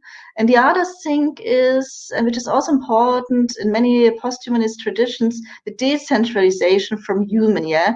The rethink its position in the world, not as the crown as creation, but as something different, something other, something, a creature living amongst other creature, maybe also a bad creature which shouldn't exist, like the antinatalists say, or anything like this. And I guess if you talk about posthumanism, I would say similar to if you have this criteria, of course, I would say posthumanism doesn't come from nothing. Yeah, it's not a creation ex nihilo. It has its tradition and its line of thinking too. And I would say Cioran is in the line of thinking as much as Nietzsche is, but he inspired surely another kind of posthumanism, whether the antinatalist or the mud philosophy, anything like this, not so much the transhumanist Sache. But I think if you look at posthumanism as also as a historical development people do today, also in academic scholarship, where do the ideas come from? Are they really that new, that originally, or are there historical predecessors? I think then Cioran might be one you might find, and so I think it is a line of development, and yes, I think Cioran has his place in it. Maybe not so much in terms of transhumanism, but certainly in terms of a posthumanism. Yeah, in other there are many lines of posthumanism. I mean, certain lines of antinatalism belong to it. Then the mud philosophy, also philosophers like Donna Haraway in her life, she said not everything is void, but everything is humus, compost, mud, yeah. The fertile soil where every life comes from and where every life returns to. Yeah, it's a certain idea of modesty, which is contradictory to the transhumanist ideas, becoming better, becoming greater, but it's rather becoming one with the world, becoming smaller, becoming humus, or like the antinatalists becoming nothing. I guess Cioran is rather to read in line with this. So would you say that postmodern culture develops in two different strains, maybe parallel strains, one which is optimistic, utopian, believing in the enhancement or the perfection of human beings, and on the other hand, another strain, parallel, a dystopian one, pessimistic, negative, maybe between quote marks, apocalyptic, and Cioran would belong to this negative, pessimistic strain and not to that other one. Is that it? I wouldn't say that all antinatalists or all mud philosophers are necessarily apocalyptic. Yeah, maybe they are in terms. Quote marks. Yeah, but and this, I do not think. I think they contradict to the negative evaluation of things like a non-exist. I would not say for the antinatalist not void because it's a metaphysical, but non-existence, or like humus or so. I guess they are for real evaluation, also not only in the denomination but also in the way of the connotation. Even they want to. This is rather is for them. It's nothing apocalyptical or dystopian. Yeah, it is for many other people. Yeah, for them it's not. For them it's the positive aim to reach. I mean, there are dystopians and apocalyptics, yeah, who like the doom, yeah, and swallow in the idea of doom, hooray, hooray, we all go down, yeah, a la Mad Max, okay. But I guess this is not the aim of this kind of philosophy. They have really radically different values, I would say, yeah. But it's considered good for many people, yeah, like affirming existence, becoming better, smarter, is considered as something bad for them. Yeah, it's a kind of reevaluation. And I would say, yes, Cioran is in this line, but I guess there are many, many lines. And this is rather a line of thinking in post-humanism, not in postmodernity in general. I guess that today we have so many different ways of thinking. There are much more than two. I just named them as examples, and I would say because they're extremes, I would say, and I would say Cioran is rather in the direction of you can say non-existence, void, mud affirming direction than in the positive transhumanist direction. And once again, returning to the subject of nihilism, nothingness, etc. When we sustain that non-existence or not being born is better than to be born or to exist, as David Benatar's book, right? He puts it. Better not to have been, I think. It necessarily sounds pessimistic, at least in my background, in my my surroundings in Brazil, or even if I go to some foreign country, not Brazil, in Europe, I think people will still think the same thing. If you say that, well, not being born is better, it's more advantageous, you won't suffer than to be born. It simply doesn't, I enter must say, our Western minds. I Do you must agree? say, I do not sympathize with those ideas neither. And in some post-humanist conferences, I had interesting debates with anti-natalists, and it's interesting. I can say it's interesting, but I do not share it. Yeah, for me, the void is things still something scary. I'm also a rather life-affirming person. But okay, I'm not the whole universe, and I got to admit there are people to have another evaluation, you can say. This is not only about content, this is really about evaluation of values, yeah? To say not being born is better than being born. I mean, I wouldn't even say that in Asian philosophy many people hold this attitude, yeah? It is a metaphysical concept which depends on certain values, which are against some natural biological drives that are for life and so on, yeah. But it is present, and it becomes more and more present in some streams of contemporary philosophy again. And this is something I think very interesting. This doesn't mean I share this attitude, not at all, yeah. But I accept that it exists. All right. Do you think that Cioran differs from Nietzsche in so many other aspects, including in the fact that Cioran is very prone to or open to antinatalist readings, unlike Nietzsche? Do you think Cioran supports or could support an antinatalist ethics, or as Julio Cabrera prefers to call it, a negative ethics, unlike Nietzsche? Do you think they differ in this aspect? I Very would crucial say aspect. yes. I would say yes. I mean, the Cioran said about the disadvantage to be born. It is not, you cannot equalize it with contemporary antinatalist philosophy, of course. But I think he's much closer to this kind of movement or kind of predecessor. Well, I think the Nietzschean idea is incompatible with this.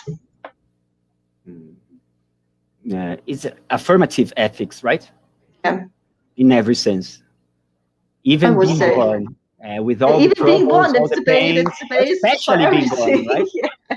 If you're not born, yeah, you cannot It's affirm difficult. anything. I'm between Nietzsche Right. and Cioran. I love Cioran, but at the same time, I must agree with Nietzsche. It's impossible not to, sometimes I see people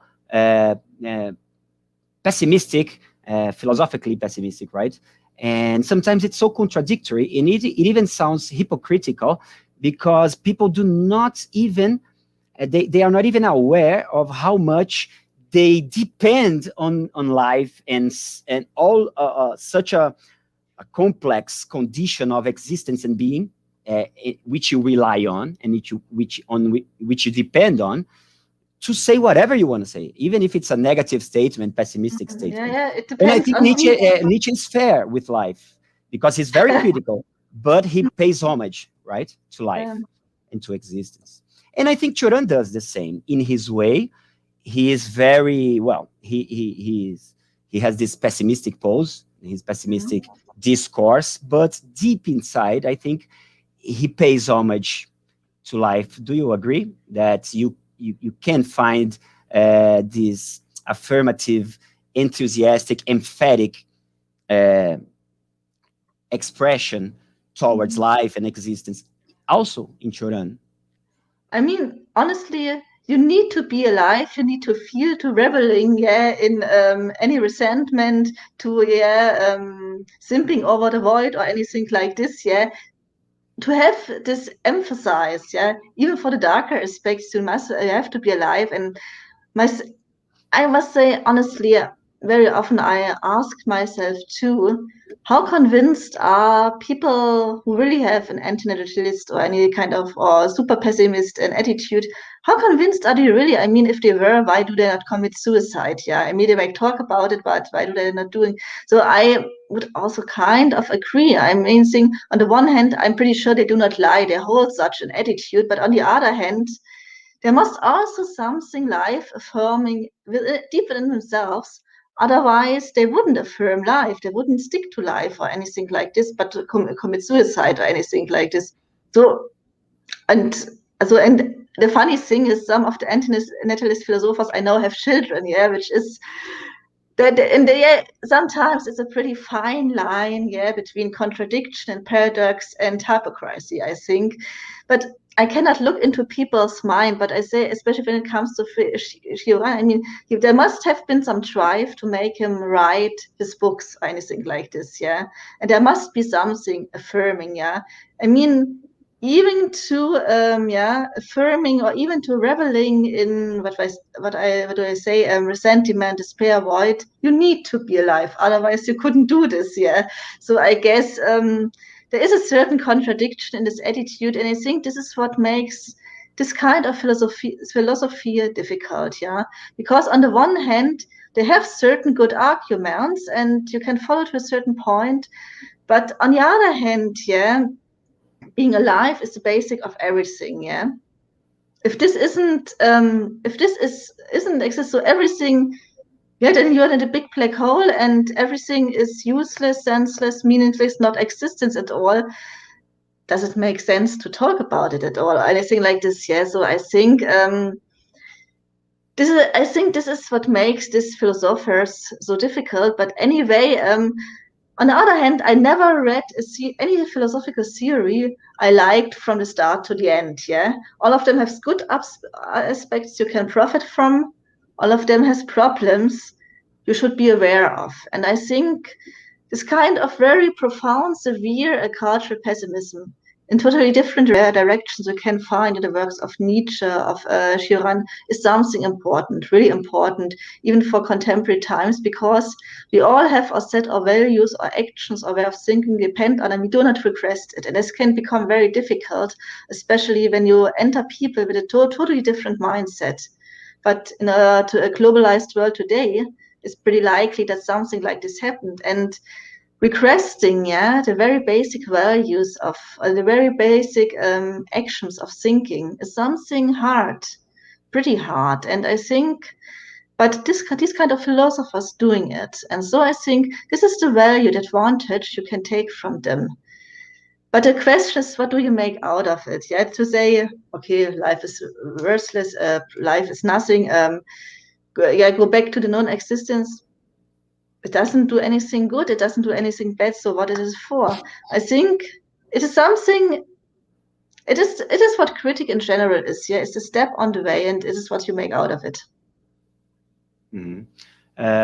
Perguntei para ela se ela, no fundo, da toda a negatividade, pessimismo de Cioran, não encontra e não reconhece que há também isso que, a partir de Nietzsche, se fala em termos de uma atitude afirmativa, que tem a ver com amor fati, que estava na pergunta do Juan, essa atitude afirmativa de aprovar e dizer sim, de maneira incondicional, o que, aliás, Clément Rosset, I don't know if you know Clément Rosset, he's a French philosopher, contemporary of Cioran, they were very friends, and he's like an inheritor of Nietzsche, and he takes very seriously this imperative of life-affirming attitude, unlike Cioran, they were very friends, but they were very antagonistic on this matter. In fact, Clément Rosset criticized Cioran, his friend, for being such a pessimist. And anyway, Eu perguntei para ela sobre isso, né? Se ela não encontra em Cioran, inclusive, né? Apesar de toda a negatividade de percurso, em algum momento um vislumbre dessa aprovação, desse amor fati, né? Desse agradecimento pelo fato de existir, basicamente, né? E ela diz que sim, isso se encontra, não poderia não encontrar, né? Porque seria uma contradição impossível, que em algum momento, por o mais pessimista dos pensadores, não admita também o lado bom daquilo que ele está, sobre o que ele está sendo pessimista, no caso a vida, né? E Cioran não é exceção. Mas, bom, aí entra toda uma questão de personalidade, temperamento, e não é o mesmo temperamento, não é a mesma personalidade de Nietzsche, né? São personalidades diferentes, como todo mundo, cada uma é uma personalidade, mas isso também está em Cioran. So, yes, you agree that personalities, they are different personalities, but it would be impossible not to find a little of this attitude, of this thinking attitude, or this gratitude for existence, even in Cioran. Yes, I would say it is present. It is proven by the fact that he wrote these books, yeah, that he gave in the discussions and anything like this. Of course, yeah. I mean, somebody totally, you can say disappointed, but who doesn't care for anything like existence anymore or devaluates totally. Why should anybody like this write at all? Why should anybody this revel in such an emphatic way in anything? Yeah, I mean, it needs still a spark. Yeah, a spark which clings to something, even if it's, be it resentment, be it the void or whatever. Yeah, so I think it's a rather paradoxical concept. Yeah, and so I think, and this is a concept you cannot go, it's a way you cannot go till the end without getting into contradictions, I think. Okay. I have one more question. In fact, I would like to ask you it's not a question, but if anyone else doesn't have any more questions, maybe after this last question, we could start closing, and I would give you the words for final comments, whatever you want to say. But it's not a question. As we started by defining the concept of postmodernity, I would like to finish with the definition, if possible, of other terms, other concepts, which you have already mentioned way in the beginning. And I would like to know what they mean in Nietzsche's context, so 19th century. And also for Cioran, how Cioran inherits or assimilates, receives these two concepts, which are fin de siècle, philosophy of fin de siècle, right? Dos termos que eu estou pedindo para ela definir, esclarecer para quem não tenha muito claro o que são. Um deles é em francês, mas em alemão ele também é falado em francês, e o outro é em alemão. O francês é filosofia fin de siècle, filosofia de fim de século, né? O que exatamente, que autores, quais são as ideias, como isso passa do contexto de Nietzsche para Cioran, essa filosofia de fin de siècle. Como que Cioran recebe isso. And the other one is culture pessimismus. If you could explain a little what is culture pessimismus, more in Cioran, how Cioran receives this idea or this concept from Nietzsche, and maybe not only Nietzsche, right, but also German cultural context as a whole at Nietzsche's time. And how does Cioran receive this idea of Kulturpessimismus? A outra é Kulturpessimismus, um termo em alemão, que é pessimismo da cultura, pessimismo cultural. Só que eu acho que não dá para simplesmente interpretar de maneira direta, assim, ao pé da letra, tá bom, é pessimismo sobre a cultura. Tem muito mais o que, acho que, entender no fundo, né? Tem uma profundidade histórica nesse conceito de Kulturpessimismus, e ela vai explicar. So, please. Yeah, the cultural finisseckel, cultural pessimism, those terms are pretty related, and there's another term important, is the idea of décadence. Yeah, this is the idea of how can I say, the culture, the fall of culture, the fall of Occidental culture, if you want it like this. And this is an idea which was really, really popular amongst intellectuals, artists, as well as philosophers, authors, and so on, in the last half of the 19th century. And this cultural pessimism and this idea of decadence, maybe once there was kind of a good culture in ancient times, but it didn't develop in a pretty good way, and yeah, it fell down, yeah. And the question is, how do we create a better future for how do we create a better future, a better time? And this was an idea many people in the late 19th century were fixed with. And on the one hand, they had a certain cultural nostalgia, yeah, that in ancient times there was something good, but which is lost forever, and now what can we do? And on the other hand, yeah, they had also this kind of reveling in a certain pessimism. They do not say culture can be good, but they said culture didn't develop in a good way, and this means this cultural pessimism is kind of historical pessimism of the development of especially European culture. Yeah, it didn't develop in a good way. The best times are over. Now we all go down. This is pretty much the idea which was present in the 19th century, and people try to invent conceptions to overcome this desolate state of actual culture. For example, Nietzsche in his conception with the Übermensch, and they asked, what can we do? Yeah, get rid of Christian values and so on and so on.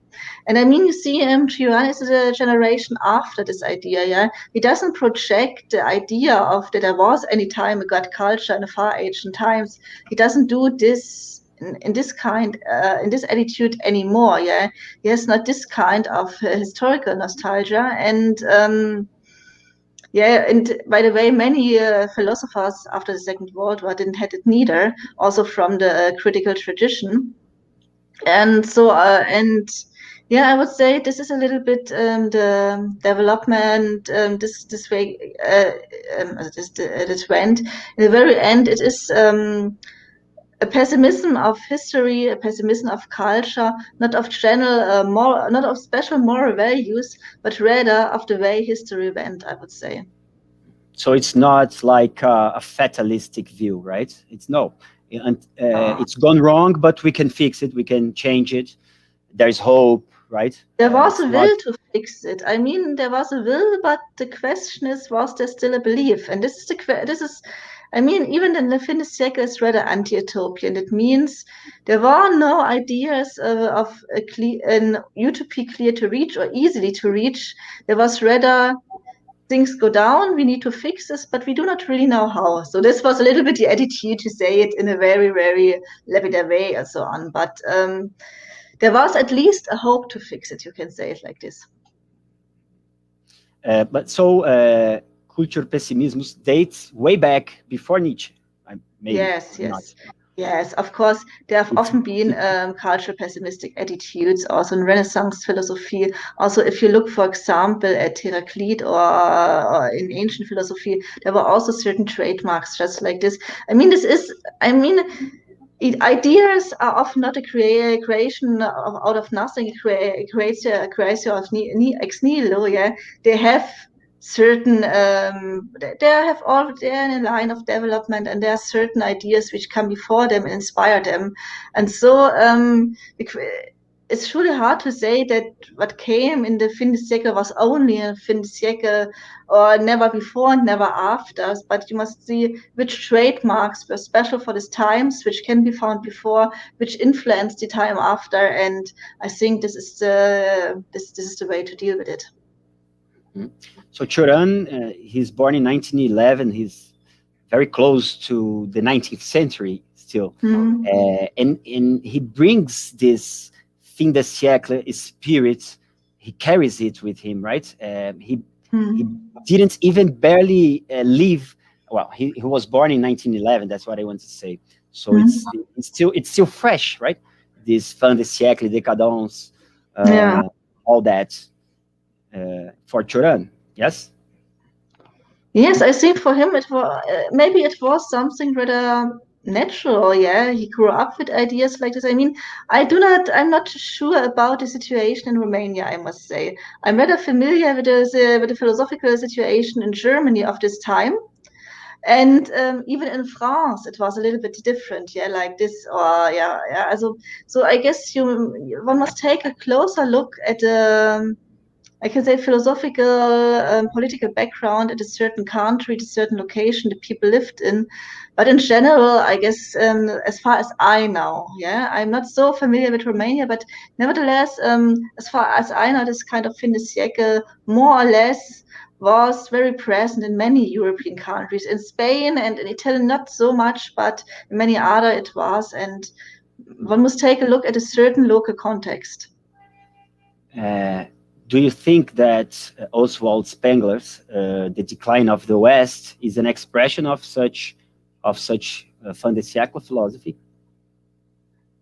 Cioran was a big reader of Spengler and The Decline of the West. In fact, I think his vision on history is pretty much Spenglerian, and at the same time from Hesiodus. If we think in terms of Greek mythology. But if we think in terms of modern European thinking and philosophy, I think it's Spengler. Even if he distances himself from Spengler, still it's more or less the same, the same insight on history. It's a downward movement towards lower and lower states of existence, okay, and decadent and confusing and corrupt, all that. So how do you see Cioran and Spengler? Is Spengler still is he outdated in terms of philosophy of history in German in contemporary thinking? No, I think or is it still? No, I think especially now there's a huge line of criticizing colonialism. Yeah, also in the post-colonial. Yeah, there are too many posts. Yeah, this is a little bit difficult. And I mean, this critics of the Western culture, also in terms of a post-colonial perspective, I think it is not outdated. I think this could become important, or it is a kind of idea of philosophy which is pretty important, that this kind of critics of the West, yeah, is still present in many, also in the minds of many Western people, especially in Germany. Yeah, I mean, we are not too proud on our culture in many points, and not only because of the Second World War, also because of ideas of colonialism. Even so, Germany was never a huge colonial power and so on. But this idea, yeah, white European people colonize the world, commit genocides, and doing on and so on. This critic, yeah, and this is the interesting thing, is often considered to be something very actual and something very new. But if you look at such kind like Spengler, Cioran, yeah, they also say that there's a certain moral and ethical criticism, yeah, and also a general historical criticism of this kind of history many people are so proud of and have been in this time, yeah. So I think this is also maybe a historical lection you can learn from. Maybe, I mean, I never read Cioran in terms of this, but I think it could also be a fruitful source yet to see that some important actual ideas have also historical there were also people in earlier times who had critics which share certain ideas, and I think this makes a certain actuality, this concise critic of Western history and culture. Ok. Eu perguntei para ela sobre a relação, né, entre Cioran e Oswald Spengler, um filósofo da história. Tem uma obra muito importante sobre filosofia da história, que é O Declínio do Ocidente, né, está em português, inclusive, O Declínio do Ocidente. Eu não vou saber o título em alemão, em inglês é The Decline of the West, e que Cioran foi um leitor assíduo desse filósofo, entre tantos outros filósofos alemães, né, principalmente na sua juventude. E de Spengler, e então a visão de Cioran sobre a história está em grande medida informada, não só, mas também por Spengler, né? José Lopez Telho, we had a previous tertulia, And we were also talking about Cioran's vision of history, and in that case, we did not talk about Spengler, but we talked about Hesiodus, right?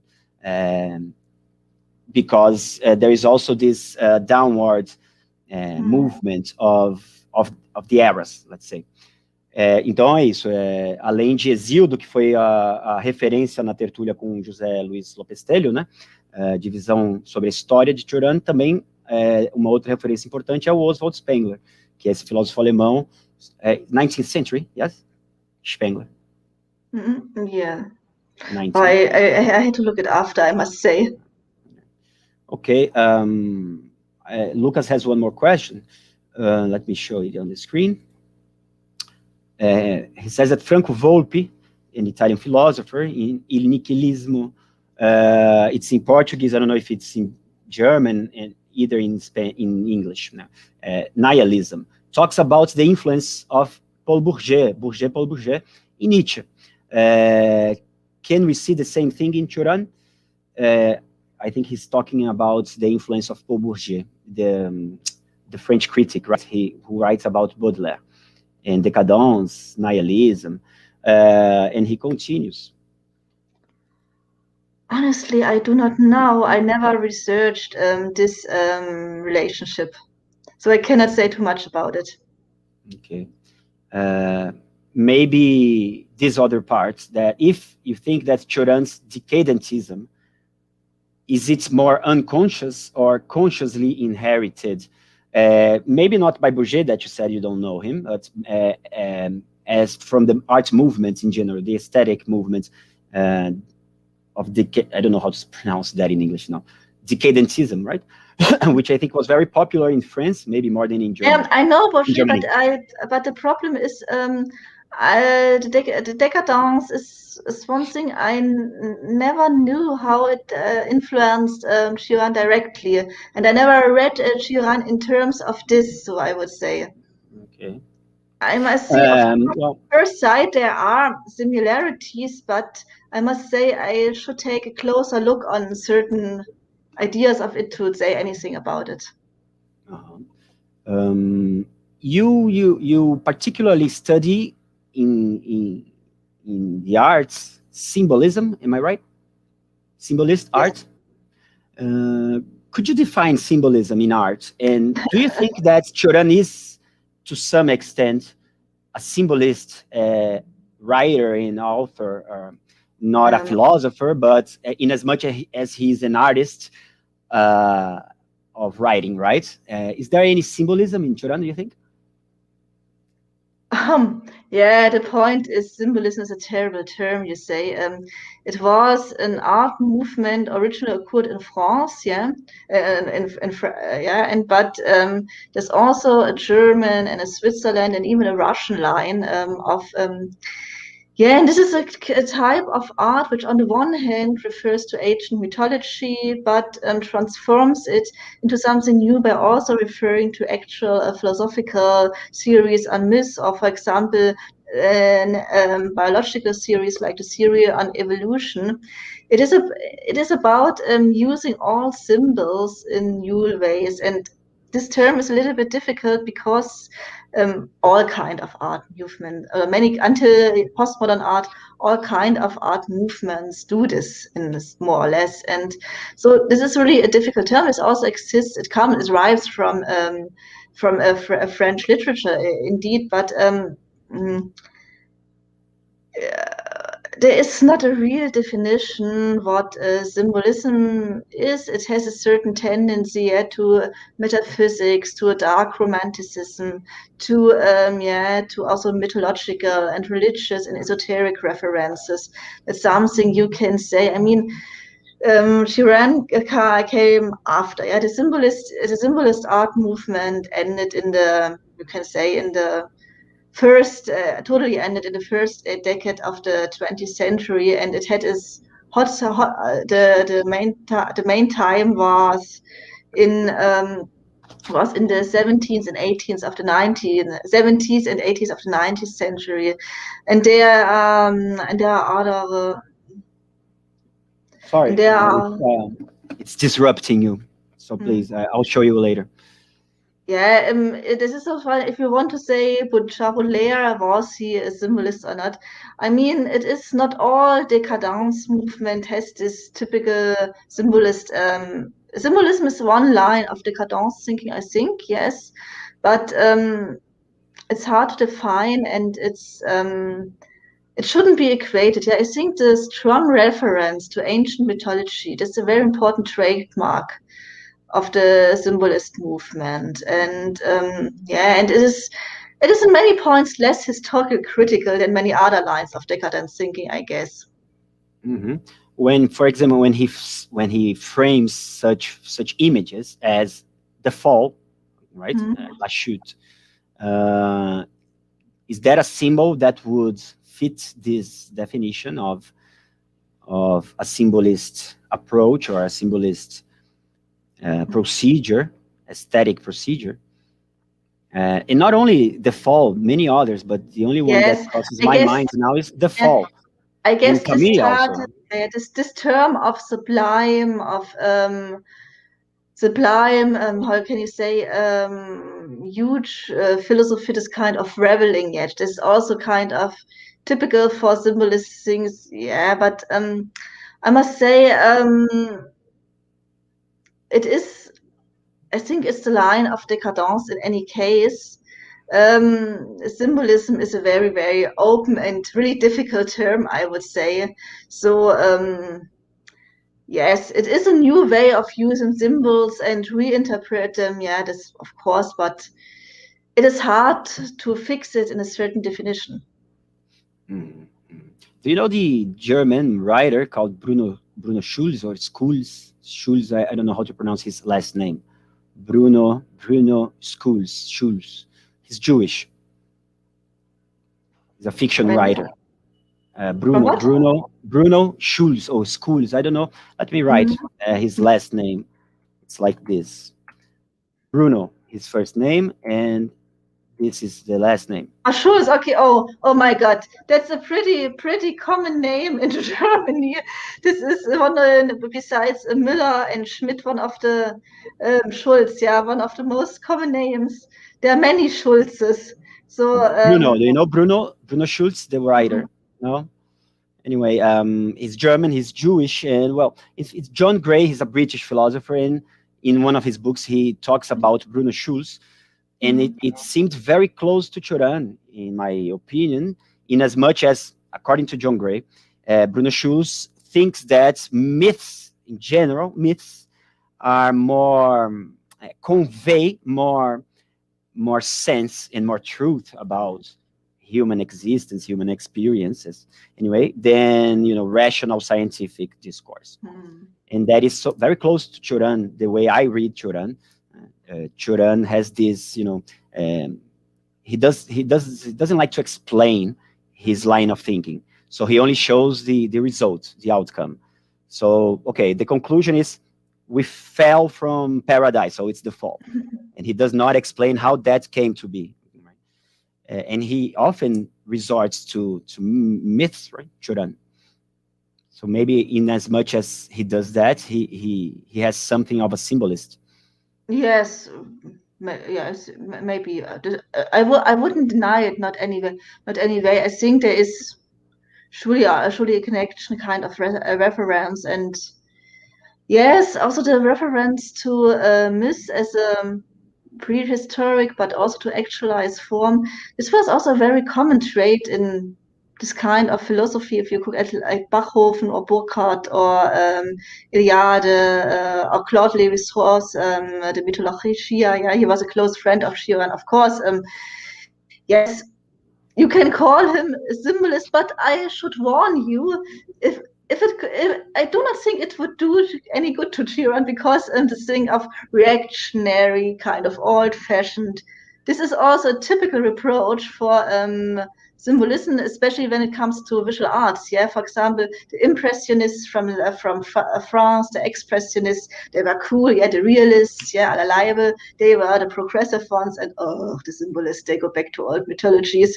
So I'm not sure if it would do any good to Cioran to be a certain line, but of course there are references and connections. So to finish, you make this intersection in your investigations, your studies between mythology, the arts, and sciences. What contribution do you think Cioran could give to this intersection? Because Cioran, he has a very mythological discourse very often. For example, the fall from time, the evil demiurge, and other mythic figures, allegories, etc. So do you think Cioran has anything to contribute, for example, to the contemporary scientific paradigms of our days? So in a way that Cioran is very up to date, and to refute some readings that think that, oh, Cioran is very outdated. He's, this classicist writer who writes in a style of the 19th century, like the French moralists and so on, which is only half true. So how do you see Cioran inserted in our contemporary world, postmodern world, in this intersection, arts and sciences and human sciences? That's a good question. Arts and science. Not sure if I would really locate him in this context, I must say, honestly. I think what is interesting when it comes to Cioran from a historicizing perspective, as well as what he contribute to, you can say, scientific or humanity discourses today, it is this severe cultural critic also of Western culture. It is also the re-evaluation of certain ideas like new interpretations of the void and so on. I must say, in my actual discourses, my actual studies, on that's not about science, so it's on techno-science, it's on this kind of art. I mean, they also have a rather affirmative attitude. So I guess I wouldn't locate him not so much in my actual resource in this part of my actual resources, but the world is big. There's a lot of interesting stuff to research, and I also deal with other issues, side issues or anything like this. I also have other research focus and so on, and so I would say. For example, when it comes to other post-humanist, transhumanist discourses, the possibility or impossibility of a Superman, the reception popular culture, which I research in terms of comics and so on. I mean, there the idea aimed of void and so, and also in the terms of Cioran, this is interesting. I would rather locate in this kind of discourses than in discourses surrounding technoscience, eco-critical philosophy, and the relation to art, because they're really life-affirming. Ok, so ela disse que não pensa diretamente nessa esse diálogo, enfim, a inserção de Cioran nessa intersecção de estudos que é da área de investigação dela, né? Que é entre mitologia, tecnociência e as artes, né? Mas indiretamente, sim, é o que ela faz, mas de maneira muito periférica, vamos dizer assim, nada que dê a Cioran aí um papel central, né, nesse conjunto de áreas que ela investiga, que ela estuda. There was this last remark by Lucas. I don't know, maybe, I don't know if you want to comment on it or not. It mentions Heinrich Wöffling in his Principles of Art History. According to Lucas, Cioran's writing would be a philosophical equivalent of this painterly art, of which Wöffling talks. Very interesting, Lucas. I never imagined this connection with Wöffling, but I did with Wöhringer. I don't know if you know, probably know Wöhringer, I don't know how to pronounce, who wrote Empathy and Abstraction. Yes. Yeah, right? Wilhelm Wöhringer. Yes. Wöhringer, yes. There is some connection between Cioran, because Cioran, despite being a critic of abstraction and conceptual abstraction, he makes use of this abstract this process of abstraction in not a conceptual way, but in a poetic way. So Cioran is very friendly, let's say, of the idea. He's empathic of the idea of abstraction, not in a conceptual way, but in a poetic way. But I didn't imagine about Wölfling. Voringer. Well, my pronunciation is terrible. Is there a double on the letter O? Voringer. Well, anyway. Talvez Yeah, tenha trema, tá? yeah. Tem a trema. Então, ó, assim. E no portal, lá, tá? No portal E.M.Cioran no WordPress, tem algumas coisas. Se você digitar o nome aí, Voringer, você vai encontrar lá, inclusive, sobre empatia e abstração, que é o título. Aliás, tem uma palestra de uma professora brasileira acadêmica sobre Schopenhauer e a importância, a relação entre Voringer e essa ideia da abstração, empatia e abstração, e em Schopenhauer também. E tem outras coisas sobre Voringer e Cioran. Well, Kerstin, it was a lovely and enriching conversation with you. I wish it was better, but it was the first time in this format in 2 or 3 languages, which was very difficult. So I'm sorry that some things were not the way they were supposed to be. I could not handle everything at the same time at some moments, I confess. Very difficult to think in 2, 3 languages at the same time. I'm sorry about for everybody who speaks Spanish, because I didn't translate anything to Spanish, as I promised. I wanted to, but apparently it was not naturally, humanly possible. But let's make it better the next time. Kerstin, would you like to leave one final message for our audience? Anything you want? You have the words. And if not, well, if no one has any more questions, we could close.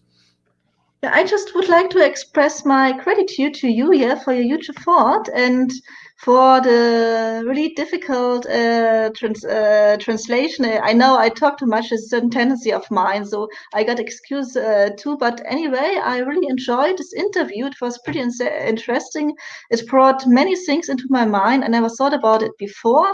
I also thank the audience for the attention, but also for the very interesting and qualified questions and statements. And so I really enjoyed being here. I want to say my gratitude and best wishes from Leipzig. Thank you very much. Well, I also want to express my delightment and my pride to have you today. You are the first woman guest here in the channel, and I don't want people to think that Cioran does not have readers, women as readers, and even as researchers, because it's not true. And there are many, to be honest. Well, it's just a matter of connecting and building these bridges. And with you, it was a first bridge, a first connection. And I hope you come back. As we say, the doors are open for some future events. Probably in September, there's going to be something bigger. Not just one day. It's a special month because of a friend and a professor, Colombian professor, Liliana Herrera, who passed away in 2019. Yes, and in September. And well, she created the Encuentro Internacional Cioran, which happens in Colombia, and it's a homage to her that we are going to make this longer, bigger events in September. So you are invited since now. If you want to present anything about any subjects that you want, not only Cioran, not only Nietzsche, okay? It's free. And yes, and any other opportunities as well. Yeah, sounds great. I'm pretty interested in the case. Thank you for the invitation, and yeah, keep me informed. I'm pretty interested in this topic anyway. Thank you. I sure will let you informed, and we are in contact. So everybody, thank you for your attention. I'm sorry for the disorganization, but it was unexpected how it would how it would turn out to be, right? Well, it's going to be better next time, I promise. E obrigado, pessoal. Desculpa, tá, pelos imprevistos, mas coisas que a gente não podia esperar, apesar do planejado de antemão, né? Tem muita contingência, apesar do que a gente planejou. Então, eu espero fazer melhor da próxima vez, já ter mais habilidade, né, mais costume, porque não é fácil falar de uma língua, ter que traduzir para uma ou duas, ainda é mais difícil. So, this is it. Thank you very much. It's recorded. So, bye-bye, everybody. Can you continue here, okay? Not broadcasting, Kerstin. Yes. Just 1 minute, okay. Yeah, Bye-bye.